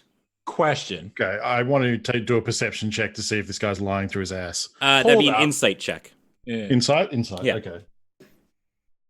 What are you doing here alone? Oh, Good question. All right, I got a 6 on that one. So you, as far as you can tell, Meepo is not lying. He seems genuine. Okay.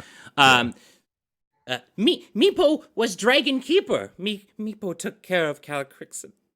And he starts like crying a little bit. And he's like, now she's gone. Hey. It's okay. It's okay. It's all right. It's all right. Maybe you could get Calcrix back. So the goblins took Calgrix.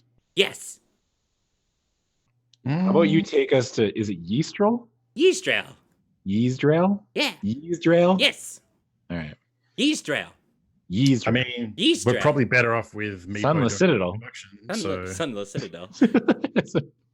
I mean, we could go meet, and then maybe we can say, "Hey, we'll find Calcrix," and then maybe I don't know, dude. I'm Like, saying, we're kind of just we either Is go there- deeper. Is there anywhere else in here that like looks like a way that we could go continue, or is it just the one? So there is to the west of you, kind of continue on the direction that you guys have been walking so far. There is a long hallway with what appears to be cells on either side, and then to right beside you, actually, to heading eastward, is a door that appears kind of I mean, like we it's got cobwebs and stuff on it. We could just see what the little guy. I mean, I was gonna. Yeah. worst comes to worst, he betrays us. We just fucking give him the Yep. old 1, Well, 2. that's it. You know? if it's going to go bad, I don't think bringing a small kobold along with us is going to change the odds. So Yeah. I think 2 things on this. One, I'd rather make a new friend than a new enemy. Uh-huh. And 2, I'd rather we have a kobold guide if we stumble into the kobold territory. That way they don't all, like try and kill us. And worst case scenario, we're like, oh, that's where the kobolds are. Maybe Yeah. we'll still clear. I mean, like, I'm not an expert on kobolds. This Yeah. one seems pretty spineless. let's But- have him lead the way. Meepo can hear you. Yeah, that's fine. Have him lead the Seems way. harmless. That way he's, ahead of us. Just saying, if anything happens, Meepo, show us the way to your boss. Oh. Easter. and Just and take maybe us. and maybe you save Calcrix. Maybe. If Maybe, yeah. you play your cards right. Okay. And Meepo sort of like wipes the tears and stuff out of his eyes, and he gets up, and you can see he's just Aw. wearing sort of a loincloth, but he has like a little what kind of looks like a leash sort of around his waist. And he goes, "Okay, come," and he starts leading you down like the area where the cells and stuff are. How tall is a kobold? Like 3 feet or 3 something. feet It's like tall. they're Yeah. tiny, Yeah. He's a small boy. He's like a baby. He's a fucking baby. Yeah. It's like a baby. Little lizard baby. Yeah. Little So lizard. Say, Not yeah, like say baby one more time. Baby. actual little lizard baby. Got it. Don't put it past me. I'll kick this baby. so Meepo starts leading you down the down to the west. Do you guys follow or? Yeah. Okay. Honk. Honk. So Sorry, as that's my bad. as you're walking down, you see to the in some of the cells what look to be like goblins. Some of them are like there's like 1 or 2 maybe chained up. And you see every like little bit beside some of these cages are other kobolds that are holding onto spears and wearing like kind of they're wearing like bits and pieces of armor and stuff. And as Meepo is leading you by them, you kind of hear him like say something as he's passing by each of these guards in a language that none of you seem to understand. Do they see him? Is he like is he deferring to them? Like, or is he No. like... He's walking along and he's like blah blah blah, and like the guard go mm-hmm, and then he like keeps going on, and then the next one he's like blah blah blah. Yeah. Okay. So he's not being bullied. Are they speaking Kobold? Is that a distinct language from Goblin? They are speaking Draconic. Oh, okay. Oh, So eventually you make kind of a right and you enter into a just incredibly large hall. And this runs east to west. And to the east, you see a double row of relief carved like marble columns that sort of like match this long hall, like all the way down. And the worn sort of carvings sort of depict like entwining dragons. And then right to the west of you, this basically looks like a big throne room, I guess, to really paint a picture for you. Because into the west, you see a short throne that sort of stands on that west wall. And that's kind of constructed from like fallen bits of like masonry from the castle and stuff. And on top of that is kind of like an altar. And you see like a variety of small items and stuff. And a portion of the altar sort of serves as the back of the throne, like it's on top of it. And on the very top of the throne, there is a dragon's head kind of coming out in stone. And in the dragon's mouth, you see a key. And upon this throne sits a kobold that is like draped in a ragged white robe. And on each side of her, there's 2 other kobolds holding sharp spears that are sort of also wearing that rudimentary leather armor. And she notes that your entrance and she goes, "Greetings. I am Yggdrasil, Yggdrasil. And I see you are a new batch of adventurers. Perhaps we can make a deal." And with that, that's going to be the end of our first session. Yay! Yay! What a make a deal. Yeah. No deal, Howie. That's what I'm going to tell them. There's the art. I just noticed the art update down there for the kobold and the robe and the throne of dragons. There's even a key in the mouth. Yeah. That's been happening the whole time. All sorts I'm of going to note down that she said a new group of adventurers for next time, so we can kick off with that. Worth noting. Yeah. So yeah, that was the very first session of the Moonlighters. Thank you very, very much, everybody, for tuning on in. And I'm going to put in before I put it in the cut, can we get a round of each of our players, and you guys can throw out your plugs and all that kind of jazz, starting with TQ. Hi, I'm TQ. I am a Twitch streamer. You can follow me at SlyTQ, and I am also that pretty much everywhere else. But yeah, come say hi next time you get a chance. Great. Adam? Hey, my name is Adam, twitch.tv/Seabats, SEABATS. I am currently on a big Dauntless kick, and I'm a Dauntless partner, and that's my thing that I'm doing right now. All right. Serge? Hi, friends. My name is Serge. You can find me over at twitch.tv/Serge Jaeger. Also, just a shout out, you can find Adam, Ben, and I all down at Magic Fest Seattle next week. So if you're a Magic player, we're also going to be doing some D&D down there with Adam Cobell. So look out for that stream. Yeah, more D&D. So much D&D. Yeah. So if you want Magic stuff and D&D stuff, all kinds of fun stuff. So yeah. Great. And last but not least, Funko. Hey, you can find me at twitch.tv/EL_Funko. I'm actually going to be streaming later today. Nice. Perfect. I don't know what I'm playing yet, but yeah. Awesome. And that's going to wrap it up for our very first session. We're going to be back here on the 27th. I believe that's the next Friday, where we will continue on with the adventure. Thank you very Thursday. Yeah, we'll hopefully see you guys next time. And thank you very, very much. I'm going to run the outro, and then I'll say my thank yous and stuff like that to everyone. All right. Take care of yourself, and the Moonlighters. We'll see you later. Bye. Bye. Bye.